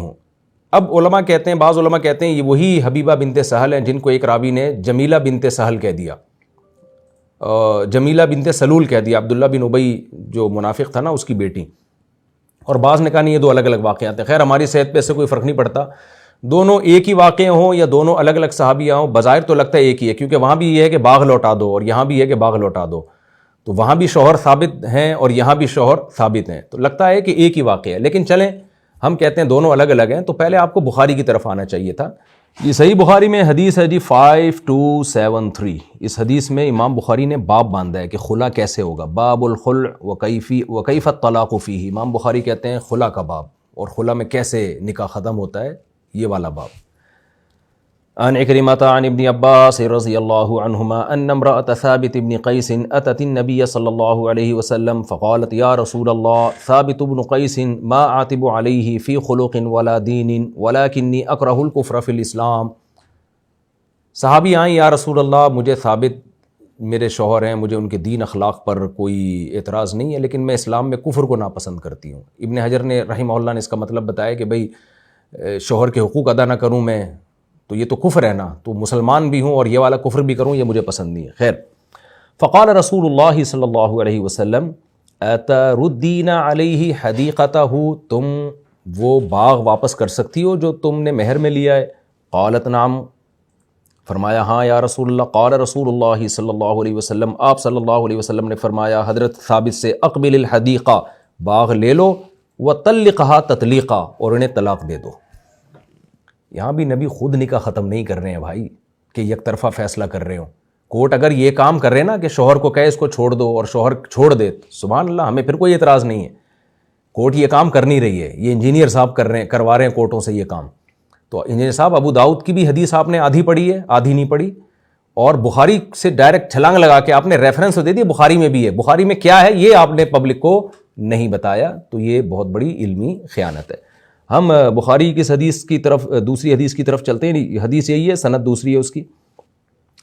امام بخاری کہتے ہیں حدثنا محمد بن عبداللہ بن المبارک المخرمی حدثنا قراد ابو نوح قال حدثنا جریر بن حازم عن ایوب عن عکرمۃ عن ابن عباس رضی اللہ عنہما قال جاءت امرأة ثابت بن قیس بن شماس الى النبی صلی اللہ علیہ وسلم فقال یا رسول اللہ ما انقم على ثابت فی دین ولا خلق، مجھے ثابت کے دین اور اخلاق پہ اعتراض نہیں ہے، ہاں مجھے کفر کا خطرہ ہے. ما انقم على ثابت فی دین ولا خلق. فقال رسول اللہ صلی اللہ علیہ وسلم فتردین علیہ حدیقتہ، باغ واپس کر دو گی؟ قالت نعم، ہاں جی. فردت علیہ وامرہ ففارقہا، انہوں نے باغ واپس کیا، آپ نے ان کو حکم دیا. ففارقہا، ثابت ابن قیس نے ان کو چھوڑ دیا. فارقہا، نبی نے نہیں چھوڑا، ثابت ابن قیس نے ان کو چھوڑ دیا. یہ اسی حدیث کی تشریح ہے کہ صحابی اس کو دوسرے الفاظ سے بیان کر رہے ہیں. آگے چلتے ہیں. حدیث یہ تھی حدیث نمبر 5276. بخاری کی تیسری حدیث ہے 5274. حدثنا اسحاق الواسطی قال حدثنا خالد عن خالد الحذاء عن عکرمۃ ان اخت عبد اللہ بن ابی بہذا وقال تردین حدیقتہ قالت نعم. اسی سند سے بیان کیا کہ نبی نے فرمایا کہ بھئی تم باغ واپس کر دو گی؟ انہوں نے کہا. فردتھا وامرہ یطلقھا، ان کی بیوی نے باغ واپس کیا اور آپ نے ان کو حکم دیا یطلقھا کہ اس کو طلاق دے دو. اور یہ جو حکم ہے نا یہ مشورے کے معنی میں تھا. جیسے حضرت بریرہ کو آپ نے حکم دیا نا کہ اپنے شوہر سے رجوع کرو، تو وہاں حکم کا مطلب تھا، لازمی حکم نہیں ہے. تو یہاں بھی اس آیت کی تشریح میں فقہا مفسرین بیان کرتے ہیں کہ یہ بھی لازمی حکم نہیں تھا، بلکہ مشورے والا حکم تھا کہ جب نہیں رہنا چاہ رہی ہے تو بھائی چھوڑ دو اس کو، باغ واپس لو اور ان کو چھوڑ دو، یطلقھا، اس کو طلاق دے دو، کیونکہ طلاق کا حق مرد کے پاس ہے، اگر اس پہ جبر ڈالا جائے تو پھر حق تو ختم ہو گیا نا اس کا۔ لیکن اگر ہم اس کو مان لیتے ہیں تھوڑی دیر کے لیے، بھائی آرڈر ہی تھا، تو بھی آرڈر تو ہونا، آرڈر تو ہونا، یہاں تو آرڈر بھی نہیں ہو رہا۔ انجینئر صاحب تو کہہ رہے ہیں کہ عورت جب چاہے یک طرفہ خلا لے سکتی ہے، کورٹ خلا کی ڈگری پکڑا دے گی اور وہ چلی جائے گی۔ تو حدیثوں سے کیا پتہ چل رہا ہے وہ آپ کے سامنے، کہ بخاری کی حدیث ہے 5274 جس میں ہے کہ نبی صلی اللہ علیہ وسلم نے ان کو حکم دیا وطلقہا، کہ ثابت بن قیس نے ان کو پھر طلاق دے دی۔ تو طلاق دینے کے بعد نکاح ختم ہوا ہے، یہ یک طرفہ خلا نہیں تھا کہ جس میں شوہر کی مرضی شامل نہ ہو اور شوہر سے پوچھا ہی نہ جائے کہ آپ بھی رکھنا چاہتے ہیں یا آپ چھوڑنا چاہتے ہیں۔ اچھا، اس میں 3 قسم کے الفاظ ہیں حدیث میں۔ بعض روایت میں خلی سبیلہا، کہ نبی نے ان کی شوہر سے کہا ان کو چھوڑ دو، تو خلی سبیلہ عربی میں استعمال ہوتا ہے نا، خلی خلی، تو خلی کا مطلب یہی ہوتا ہے چھوڑ دو۔ اور ابن جریر طبری نے الگ روایت کی ہے جس کو ابن کثیر نے روایت کی، اس میں آتا ہے اول خلع فی الاسلام، عبداللہ بن عباس فرماتے ہیں اسلام میں پہلا خلع تھا۔ تو پہلا خلع اس طریقے سے ہو رہا ہے کہ نبی حکم دے رہے ہیں شوہر کو کہ آپ ان کو چھوڑ دو۔ تو یہ تو حدیث تھی جو میں نے آپ کے سامنے پیش کی ہیں، اور اس میں آپ کو پتہ چل گیا کہ انجینئر صاحب نے حدیث بیان کرنے میں بھی ہمیشہ کی طرح جیسے کہ ان کا معمول ہے یہاں بھی ڈنڈی ماری ہے۔ اچھا، یہاں میں ایک بات بتاتا چلوں، انجینئر صاحب ہو سکتا ہے ایک روایت سے دھوکہ دینے کی کوشش کریں۔ وہ روایت ہے کہ ففرق بینہما، کہ آپ صلی اللہ علیہ وسلم نے ان کے درمیان تفریق کرا دی۔ تو یہاں ہو سکتا ہے انجینئر صاحب دھوکہ دے کہ نبی نے کرائی ہے، تو خوب سمجھ لیں تفریق کا مطلب کیا ہوتا ہے۔ بعض دفعہ یہ مطلب ہوتا ہے کہ نکاح خود نبی نے ختم کیا، بعض دفعہ مطلب ہوتا ہے نکاح ختم کرنے کا ذریعہ بنے، جیسے سورہ بقرہ میں جادوگروں کے بارے میں یفرقون بہ بین المرء وزوجہ، وہ جادو کے زور سے میاں بیوی کے درمیان فرق یفرق، یہی الفاظ ہیں، وہ تفریق کرتے تھے۔ تو کیا مطلب جادوگر بیوی کو طلاق دیتے تھے؟ بلکہ مطلب یہ کہ ایسے کام کرتے تھے جس سے میاں بیوی میں غلط فہمیاں پیدا ہوں اور پھر شوہر بیوی کو طلاق دے دیتا تھا اس غلط فہمی کی بیس پہ جو انہوں نے جادو کے ذریعے ڈالی تھی غلط فہمی۔ تو یہاں بھی مطلب یہ نہیں ہے کہ ففرق بینہما نبی نے خود تفریق کی ہے، کیونکہ بخاری کی حدیث سے میں پتہ چل رہا ہے کہ تفریق کیسے کی ہے۔ آپ نے ان کو حکم دیا ہے، اس حکم میں 3 الفاظ آتے ہیں، خلی سبیلہا، چھوڑ دو ان کو، فارقہا، چھوڑ دو ان کو، طلقہا، طلاق دے دو ان کو، اور پھر آگے آ رہا ہے طلقہا، ثابت بن قیس طلاق دے رہے ہیں۔ تو اتنی واضح بات کے بعد صاف پتہ چلتا ہے ان حدیثوں سے کہ ففرق بینہما کا مطلب یہ نہیں ہے کہ نبی نے خود نکاح ختم کیا، بلکہ نبی نے ان کا نکاح ختم کروایا۔ کیسے؟ شوہر کو کہا کہ بھئی تم چھوڑ دو اس کو، تو شوہر نے چھوڑا ہے تو نکاح ختم ہوا ہے۔ صحابہ کا ظاہر ہے خلفۂ راشدین کے دور میں بھی خلا کے کیس آئے ہوں گے، تو خلفۂ راشدین کا کیا طرز ہوتا تھا؟ میں صرف ایک طول سے بچنے کے لیے صرف ایک روایت پیش کر رہا ہوں۔ عمر بن خطاب کے دور میں جب خلا کا کیس آیا تو حضرت عمر نے کیسے فیصلہ کیا۔ مصنف عبد الرزاق میں یہ حدیث ہے 12713 عن کثیر مولا سمورة قال اخذ عمر بن الخطاب امرأة ناشزا، حضرت عمر رضی اللہ تعالیٰ عنہ نے ایک عورت کو پکڑا جو اپنے شوہر کی نافرمان تھی یا شوہر کے ساتھ رہنا نہیں چاہتی تھی۔ حضرت عمر نے اس کو سمجھایا، نہیں مانی۔ فحبسها في بيت كثير الزبل 3 ایام، ایک سخت جگہ پہ اس کو 3 دن کے لیے بند کر دیا کہ بھئی بعض دفعہ ایسی جگہ پہ رہے گی نا تو اس کو احساس ہوگا کہ شوہر تو بہت بڑی نعمت تھا۔ ثم اخرجا، 3 دن کے بعد حضرت عمر نے اس کو نکلوایا۔ کیف رأیتی، کیا رائے ہے؟ فقالت یا امیر المومنین لا واللہ ما وجدت رائحۃ الا هذه الثلاث، اللہ کی قسم صرف ان 3 دنوں میں مجھے سکون ملا ہے جب آپ نے کوٹری میں ڈالا ہے نا مجھے۔ یعنی اتنی اپنے شوہر سے بیزار تھی کہ وہ 3 دن کی کوٹری کو شوہر سے اچھا سمجھ رہی تھی۔ حضرت عمر نے بھی یہ تجربہ کرنے کے لیے نا کہ کتنی بیزار ہے، تو اس نے کہا وہ میں نے 3 دن ہی میں راحت مجھے محسوس ہوئی ہے۔ تو حضرت عمر نے اس کے شوہر کو بلایا، فقال اخلعها ویحک، کرے تیرا ناس ہو، اس کو چھوڑ دے، خلا دے دے اس کو۔ یعنی شوہر کو بلا کے کہہ رہے ہیں ویحک، تیرا ناس ہو، اخلعها، اخلاع آرڈر کا صیغہ ہے، اخلعها، چھوڑ دے، خلا دے دے اس کو، ولو من قرطها، ایک بالی لے کے ہی جان چھوڑ، یعنی کچھ نہ دے رہی ہو نا، ایک بندہ ہی تجھے پکڑا رہی ہو تو ایسی عورت سے پھر بھی جان چھوڑ دے تو تیرے ساتھ رہنا ہی نہیں چاہتی۔ ہم بھی یہ کہتے ہیں کہ کوئی عورت اگر نہیں رہنا چاہ رہی کسی مرد کے ساتھ تو مرد کو مشورہ دیا جائے گا، بڑے خاندان کے آرڈر بھی دے سکتے ہیں، چھوڑ دے جب نہیں رہنا چاہ رہی ہے، لیکن مرد چھوڑے گا تو علیحدگی ہوگی۔ حضرت عمر کہہ سکتے تھے اس کے شوہر کو کہ بھائی تو چھوڑ نہ چھوڑ، میں نکاح کو ختم کر رہا ہوں۔ حضرت عمر نے پہلے سلو کی کوشش کی، کامیاب نہیں ہوئے تو شوہر کو کہا جا رہا ہے کہ چھوڑ دو، تو حضرت عمر بھی شوہر کو آرڈر دیا دیتے تھے۔ حالانکہ حضرت عمر کا کوڑا اور ڈنڈا تو مشہور تھا، اور ان جیسا خلیفہ اور ان جیسا جج اور بادشاہ کون ہو سکتا ہے، کیونکہ حضرت عمر یہ بات جانتے تھے کہ طلاق کا اختیار اللہ نے شوہر کو دیا ہے، عمر بن خطاب اپنی بیوی کو چھوڑ سکتے ہیں, دوسرے کی بیوی کو طلاق نہیں دے سکتے. تو مجھے بتاؤ, امیر المومنین ہو کر بھی شوہر کو کہہ رہے ہیں کہ چھوڑو, اور آپ آج کی عدالتیں جو نا امیر المومنین ہیں, جو لبرل اور سیکولرزم کی ڈسی ہوئی عدالتیں ہیں, ان کو آپ یہ کہہ رہے ہو کہ عورت جب چاہے وہ جج آپ کی بیوی کو طلاق دے سکتا ہے, جبکہ شوہر بیوی کے حقوق ادا بھی کر رہا ہوتا ہے, اور بیوی اس کے پاس اس درجے کی پریشان بھی نہیں ہوتی جیسی یہ خاتون اپنے شوہر کے پاس پریشان تھی. تو یہ میں نے صحابہ کے دور کا آپ کو واقعہ سنایا, ایک واقعہ اور اس کے علاوہ بھی کتابیں میں اور واقعات بھی ہیں, لیکن میں زیادہ طول میں اب نہیں جاتا ہوں. میں اور بھی مزید کچھ حدیثیں آپ کے سامنے پیش کرتا ہوں جس سے آپ کو پتہ چلے گا کہ اسلام میں عورت کے پاس آنے کا راستہ ہے, اس میں اس پہ جبر جائز نہیں ہے, جائے گی شوہر کی مرضی سے, اپنی مرضی سے نہیں جا سکتی. پورا واپس کرنے کی پابند نہیں ہے, اس میں سے وہ کہ یہ 500 رکھ لے بھائی, 600 اتنا عرصہ تیرے ساتھ نہیں ہوں, 600 ڈر ڈر کے زندگی گزارو. یہاں تو خاوند یہ سمجھتے ہیں ہم جب چاہیں بیوی فارغ کر دیں, بیوی بھی جب چاہے نا خاوند کو فارغ کر سکتے. اس بارے میں ایک حدیث تو میں پہلے بیان کر چکا ہوں, حضرت بریرہ رضی اللہ تعالیٰ عنہ والی, یہ بخاری کی حدیث ہے, حدیث نمبر 5283, جس میں کہ حضرت بریرہ کو آزاد کیا گیا تو ان کو ڈیورس کا حق دیا گیا. تو ظاہر ہے آزاد نہیں ہوتی تو ڈیورس کا حق نہیں ہوتا, اور پہلے سے آزاد ہوتی تو بھی ڈیورس کا حق نہیں ہوتا. اس حدیث سے بھی پتہ چلتا ہے. آگے ایک اور حدیث ہم پڑھتے ہیں, ابن ماجہ کی روایت ہے, اور علامہ البانی رحمہ اللہ تعالیٰ نے اس کو حسن قرار دیا ارواء الغلیل میں, جلد نمبر 7 صفحہ نمبر 108, 109, 110, اس میں آپ یہ تحقیق حدیث کی دیکھ سکتے ہیں.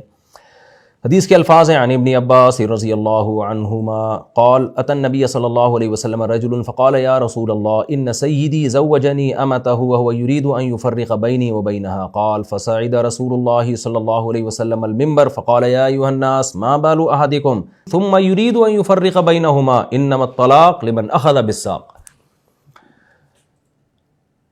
واقعہ یہ ہے کہ عبداللہ بن عباس رضی اللہ عنہما بیان کرتے ہیں کہ ایک شخص نے نبی کے پاس آیا, اس نے عرض کیا یا رسول اللہ, میرا جو مولا ہے نا جس کا میں غلام ہوں, تو میرے مولا نے اپنی باندی سے میری شادی کرا دی, یعنی میاں بیوی دونوں غلام ہیں آقا کے. تو ایک شخص نے کیا کیا, اپنے غلام کا نکاح اپنی ہی لونڈی سے کرا دیا. یا رسول اللہ, وہ شخص چاہتا ہے کہ وہ ہم دونوں کے درمیان جدائی ڈال دے, یعنی نکاح کو ختم کر دے. آپ صلی اللہ علیہ وسلم ممبر پہ چڑھے اور آپ صلی اللہ علیہ وسلم نے فرمایا یا ایھا الناس ما بال احدکم, تمہیں کیا ہو گیا کہ تم میں ایک شخص اپنے غلام کا نکاح اپنی باندی سے کراتا ہے, پھر ان کے درمیان چاہتا ہے کہ وہ ان کو الگ کرنا چاہتا ہے. انما الطلاق لمن اخذ بالساق, طلاق کا حق اس کے پاس ہے جو پنڈلی کا مالک ہے. پنڈلی کا مالک یہ کنایا ہے شوہر سے, کیونکہ پنڈلی یہ کنایا ہے عورت کے اعضاء مستورہ جو چھپے ہوئے اعضاء ہوتے ہیں. ظاہر ہے شوہر ہی کو حق ہے کہ بیوی کے پاس جا سکتا ہے, کوئی اور نہیں جا سکتا. تو آپ نے فرمایا طلاق حق ہے شوہر کا. حدیث کا مطلب یہ, سارے محدثین اس کا یہی مطلب بیان کرتے ہیں, انما الطلاق لمن اخذ بالساق, کہ جس کو ہم بستری کا حق ہے نا, یعنی شوہر, اسی کو طلاق کا بھی حق ہے. تو جب باندی کی شادی ہو جاتی ہے نا تو مولا اس سے ہم بستری نہیں کر سکتا, پھر ہم بستری شوہر کر سکتا ہے. تو آپ نے فرمایا جو ہم بستری کر سکتا ہے طلاق بھی اسی کا رائٹ ہے. اب آپ یہاں دیکھیے کہ یہ کنڈیشن کیسی ہے کہ جس پر طلاق کو واقع کیا جا رہا ہے وہ بھی اس شخص کی لونڈی ہے, باندی ہے, اور باندی کا کے سر کے بال سے لے کے پاؤں کے ناخن تک مولا اس کا مالک ہوتا ہے, اور غلام کا بھی مولا مالک ہوتا ہے سر کے بال سے لے کے پاؤں کے ناخن تک. تبھی تو سورہ بلد میں اللہ نے فرمایا فکو رقبہ, غلام کو گردن سے تعبیر کیا ہے کہ مولا جو ہے نا وہ غلام کی گردن کا مالک ہوتا ہے. گردن کا مالک کیا, وہ گردن جکڑی ہوئی ہوتی ہے, پورا غلام اور باندی مولا کے کنٹرول میں ہوتی ہے. تو اس لیے اللہ نے کہا کہ غلاموں کو آزاد کرواؤ, ان کی گردنوں کو نکالو یہاں سے, اس لیے بہت بڑی عبادت ہے غلام کو آزاد کرانا. تو ٹوٹل غلام اور باندی جو ہے یہ مولا کے کنٹرول میں ہوتے ہیں. اس کے باوجود نبی صلی اللہ علیہ وسلم فرما رہے ہیں طلاق وہ دے گا جس کی بیوی ہے. میں اور آپ ان ججوں کے لونڈیاں اور غلام نہیں ہیں جن کو انجینئر صاحب نے ہمیں لونڈیا اور غلام بنا دیا ہے. تو جج کہاں سے ہماری بیویوں کو طلاق دے سکتا ہے یا کسی کی بیوی کو طلاق دے سکتا ہے؟ اس حدیث سے بھی پتہ چل رہا ہے طلاق لمن اخذ بالساق. نبی نے فرمایا طلاق کا مطلب کیا ہے, نکاح ختم وہ کرے گا, وہ کر سکتا ہے جو زوجہ سے ہم بستری کر سکتا ہے عورت سے, اور وہ ظاہر ہے شوہر ہی کر سکتا ہے, شوہر کے علاوہ یعنی یہ وہی الفاظ ہیں جو میں بتاتا رہتا ہوں کہ جس کی بیوی ہے نکاح ختم بھی وہی کر سکتا ہے. جج اپنی بیوی کا نکاح ختم کر سکتا ہے, دوسروں کی بیویوں کا جج نکاح ختم نہیں کر سکتا, کیونکہ یہ کام تو آقا نہیں کر سکتا اپنے غلاموں کے حق میں. تو جج وہ عوام کے لیے کہاں سے, وہ ان کا مولا سے بھی زیادہ اوپر کی چیز بن گیا کہ جب چاہے کھٹاک سے خلا کی ڈگری پکڑائی اور بیگم صاحب اپنے گھر جا کے بیٹھ گئی. مفتی صاحب بڑے بھڑکے ہوئے تھے کہ جی یہ ججوں کی بیویاں نہیں ہیں, جج اپنی بیویوں کو طلاق دے, لوگوں کی بیویوں کو طلاق. بھائی کیا کریں جج؟ تمہارے گھنڈے قسم کے جو حنفی عوام ہیں اور گھنڈے قسم کے جو حنفی مولوی ہیں وہ اپنی بیویوں پہ ظلم کرتے ہیں, طلاق بھی نہیں دیتے, تو ان کی سنوائی کہاں پہ ہوگی؟ خلا عورت کا اتنا ہی حق ہے جتنا مرد کا طلاق دینے کا حق ہے. نہیں اگر دے رہا مرد طلاق, عدالت میں جائیے, عدالت میں اگر وہ نہیں جاتا ٹھیک ہے, ون سائیڈڈ ڈیسیژن ہو جائے گا. تو انجینئر صاحب آپ شرعی مسائل میں ٹانگ نہ اڑایا کریں تو یہ آپ کے لیے بہتر ہے. اب آپ ذرا انجینئر صاحب کا یہ کلپ سنیں, اتنا غلط مسئلہ کتنی ڈھٹائی کے ساتھ انجینئر صاحب بیان کر رہے ہیں, یہ دیکھیں. اور الزام لگا رہے ہیں حنفیہ یہ کہتے ہیں, ان کے اس کلپ پہ ٹائٹل دیکھیں کہ حنفیوں نے گھر اجاڑے, اور یہ جو آپ دیکھ لیں, خود آپ اردو پڑھنا جانتے ہیں کہ کیسے کیسے خطرناک ٹائٹل لگائے ہوئے ہیں, اور سارا الزام حنفیوں پہ ڈالا جا رہا ہے. دعوت کے نام سے یہ سب نے سبسکرائب کرنا ہے. اس طرح کے کام جو لوگ کر رہے ہیں میرے دل سے ان کے لیے دعائیں نکلتی ہیں. اب یہ وہ لوگ ہیں کہ جن کو میں نے یعنی کینلی آبزرو کیا ہے, یہ آپ نے ضرور سبسکرائب کرنا ہے. یہ جو آپ نے کہا نا کہ چاروں امام صرف حنفیہ کے نزدیک ایسا ہے, دیکھیں جس طریقے سے اللہ تعالیٰ نے مرد کو یہ اختیار دیا ہے کہ وہ اپنی بیوی کو طلاق دے کر اپنے نکاح سے نکال سکتا ہے, بالکل اس طریق کے اوپر اللہ تعالیٰ نے عورت کو بھی اختیار دیا ہے کہ وہ اپنے خاوند سے خلا لے سکتی ہے. اب اس حوالے سے فقہ حنفی والے تو بہت ایکسٹریم کے اوپر ہیں. ان کا موقف تو یہ ہے کہ جب تک خاوند طلاق نہیں دے گا خلا واقع نہیں ہوگی, اور اگر خاوند طلاق نہیں دیتا تو قاضی کو یعنی جو جج ہے اس کو کوئی اختیار نہیں تنسیخ نکاح کرنے کا. تو اس کا تو منطقی انجام فقہ حنفی کی روح سے یہی بنتا ہے کہ پھر وہ مرد اسے غلام بنا کے پوری زندگی رکھے گا.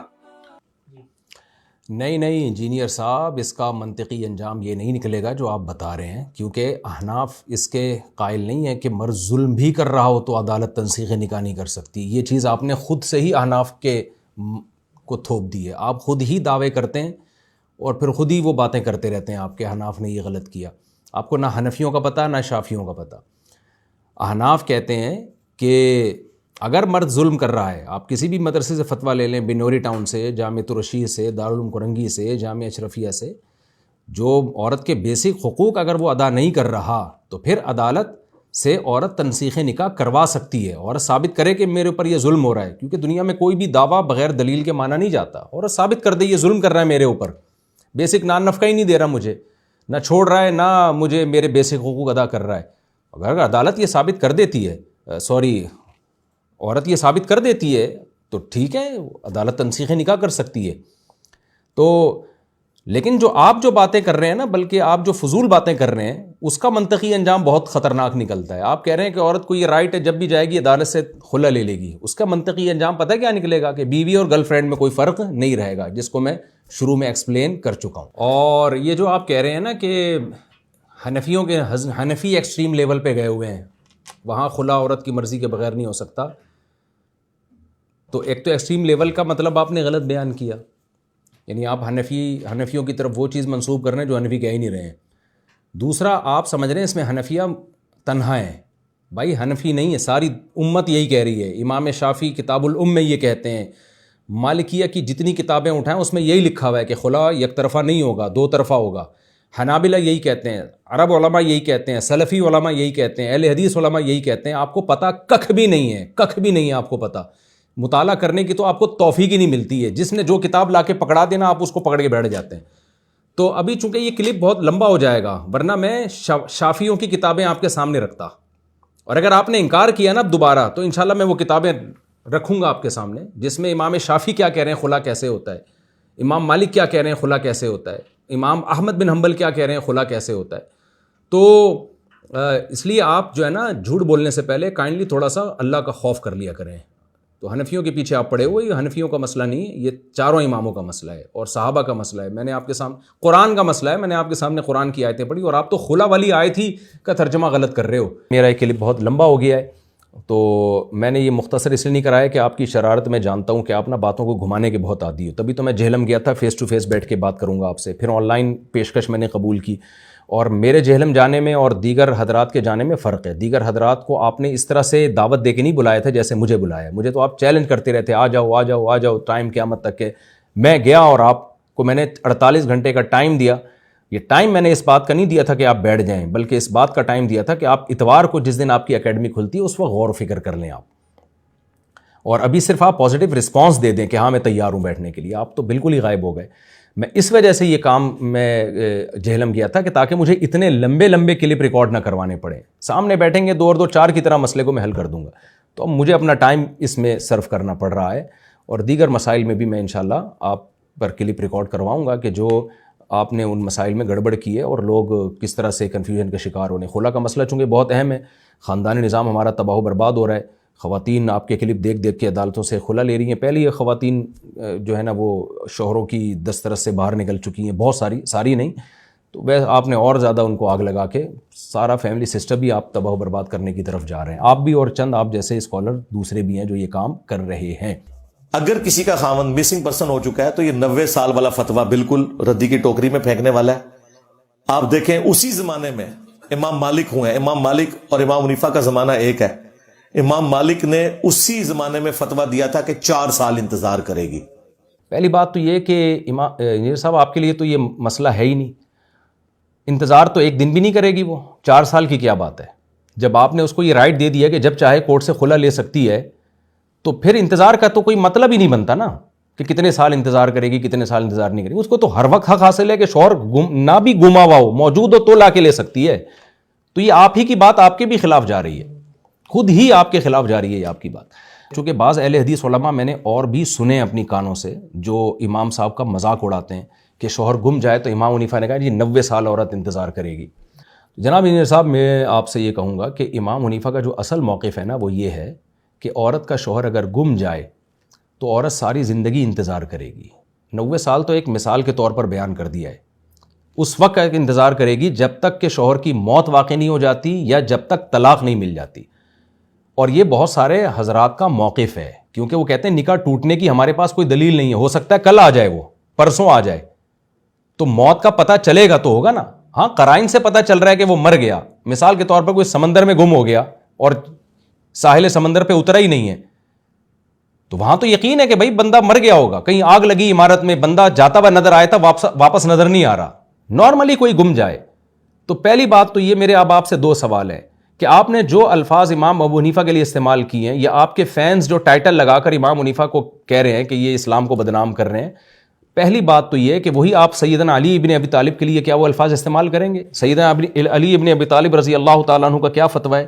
مصنف عبد الرزاق اس میں آتا ہے کہ عن الحکم ان علی قال امرأۃ ابتلیت فلتصبر حتی یاتیہا موت او طلاق، کہ حضرت علی رضی اللہ تعالیٰ عنہ اس عورت کے بارے میں جس کا شوہر گم جائے فرماتے ہیں کہ ایسی عورت ہے جس کو آزمائش میں ڈال دیا، یعنی اللہ کی طرف سے وہ آزمائش میں، فلتصبر وہ صبر کرے یہاں تک کہ شوہر کی موت یا طلاق کی خبر آ جائے.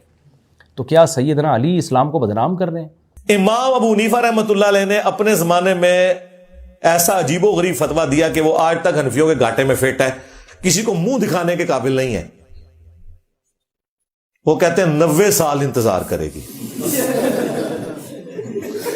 اس سے بڑا مذاق یہ کہ وہ کہتے ہیں کہ اگر 90 سال انتظار نہیں کر سکتی نا، اتنی دیر انتظار کرے کہ جتنی دیر اس خامند کے ہم عمر جتنے مرد ہیں وہ فوت ہو جائے. یعنی نہ ہی سمجھو. ٹھیک ہے، اس مسئلے میں صحابہ میں اختلاف تھا. حضرت عمر کے پاس جب یہ کیس آیا تو حضرت عمر نے عورت کو حکم دیا 4 سال انتظار کرو. پھر کچھ وقت کے بعد پتہ چلا جی وہ شوہر آ گیا واپس، تو پھر یہ مسئلہ حضرت علی رضی اللہ تعالیٰ عنہ کے پاس بھی گیا، حضرت عثمان کے پاس بھی گیا یہ مسئلہ. حضرت عمر رضی اللہ تعالیٰ عنہ نے پھر اس کے پہلے شوہر کو یہ آپشن دیا کہ بھائی یا تو چاہو تو ہم یہ بیوی تمہیں دے دیتے ہیں کیونکہ تمہاری بیوی ہے یہ.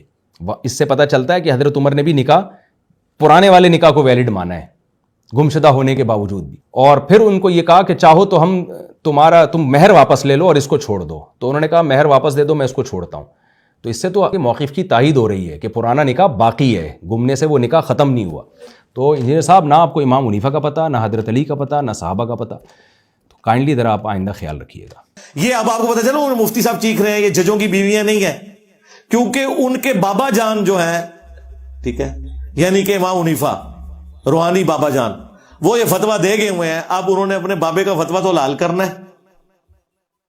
وہ فتویٰ اسی صورت میں لال ہوگا کہ جب وہ یہ مانے کہ تنسیخ نکاح نہیں ہو سکتا، خلا نہیں ہو سکتا.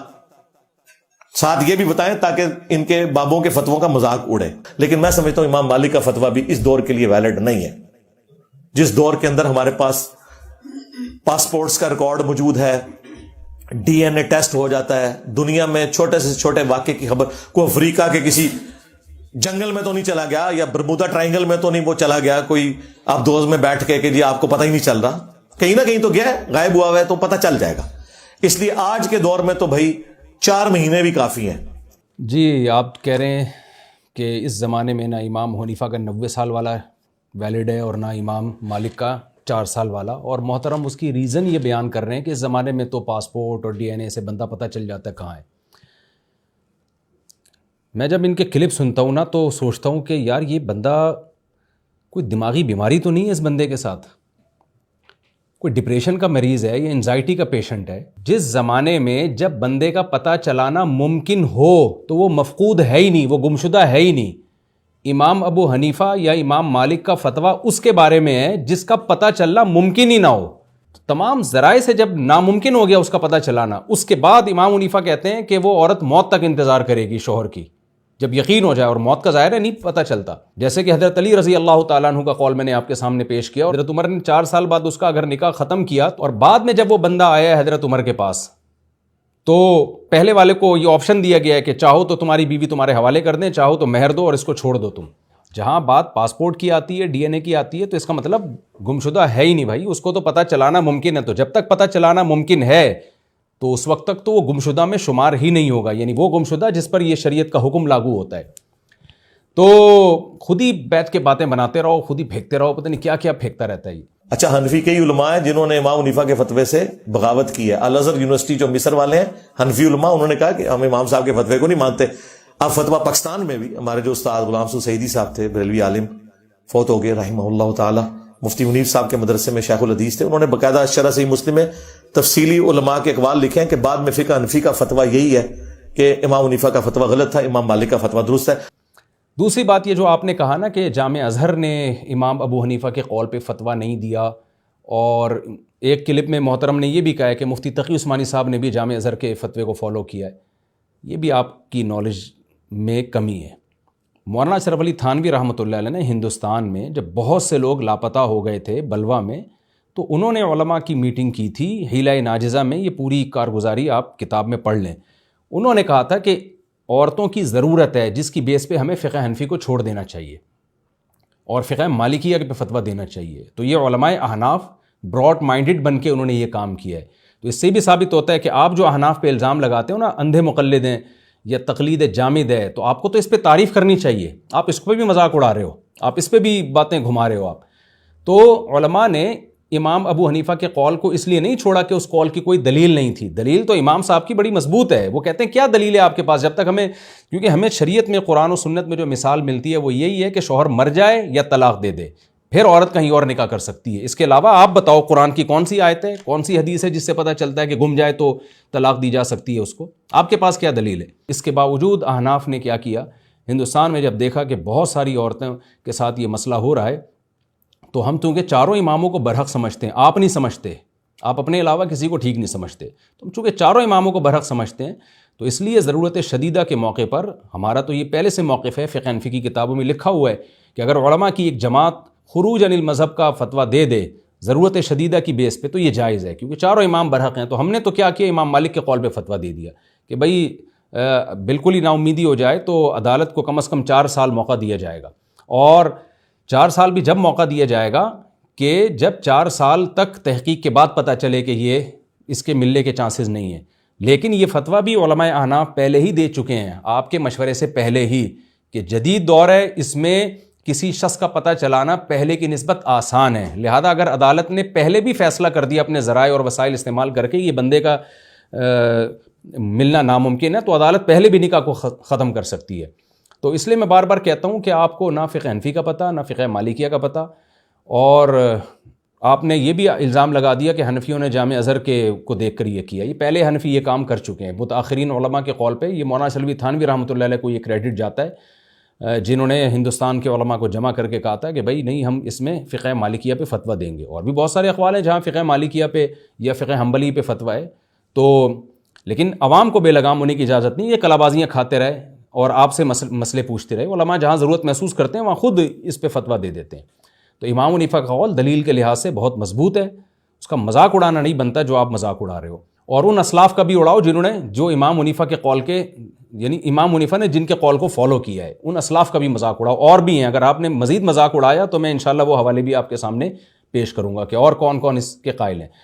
یہ میں نے تفصیل سے ایک ویڈیو ریکارڈ کروائی ہے، اس طرح سے میں انجینئر صاحب پہ پہلی دفعہ ری ایکٹ کر رہا ہوں، اور اگر میں پہلے یہ کام کر لیتا تو یہاں تک نوبت نہ آتی، لیکن ہم وارننگ دیتے رہے، مہلت دیتے رہے کہ انجینئر صاحب سدھر جائیں۔ آپ کے پاس علم نہیں ہے، آپ پراپر عالم نہیں ہیں، آپ نے ادھر ادھر کچھ کتابیں پڑھ کے کچھ ادھوری معلومات لے لی ہیں، نیم حکیم خطرہ جان والا حساب ہو گیا ہے آپ کا۔ تو میں لوگوں سے یہ اپیل کرتا ہوں کہ نبی صلی اللہ علیہ وسلم کی صحیح حدیث ہے بخاری اور مسلم کی، ان اللہ لا يقبض العلم انتزاعا من صدور العلماء، اللہ تعالیٰ علم علماء کے سینوں سے نہیں اٹھائیں گے، ولکن يقبض بقبض العلماء، اللہ علماء ہی کو اٹھا لیں گے۔ پھر آپ صلی اللہ علیہ وسلم نے فرمایا فَإِذَا لَمْ يَبْقَ عَالِمٌ اتَّخَذَ النَّاسُ جُهَّالًا رُؤُوسًا، جب علماء ختم ہو جائیں گے نا، لوگ جاہلوں کو اپنا سردار بنا لیں گے۔ فَأَفْتَوْا بِغَيْرِ عِلْمٍ، ان کے پاس علم نہیں ہوگا، یعنی پراپر علم جسے کہتے ہیں وہ نہیں ہوگا، وہ بغیر علم کے فتویٰ دیں گے۔ فَضَلُّوا وَأَضَلُّوا، خود بھی گمراہ ہوں گے اور لوگوں کو بھی گمراہ کریں گے۔ اور آخری بات، نکاح نامے میں یہ لکھا ہوا ہوتا ہے کہ کیا مرد نے عورت کو طلاق کا حق دے دیا ہے؟ انجینئر صاحب، میرا بس آپ سے سچی مچی کا آخری سوال، اور اس ٹاپک کو میں ختم کر رہا ہوں، یہ لکھنے کی نکاح نامے میں ضرورت کیا تھی؟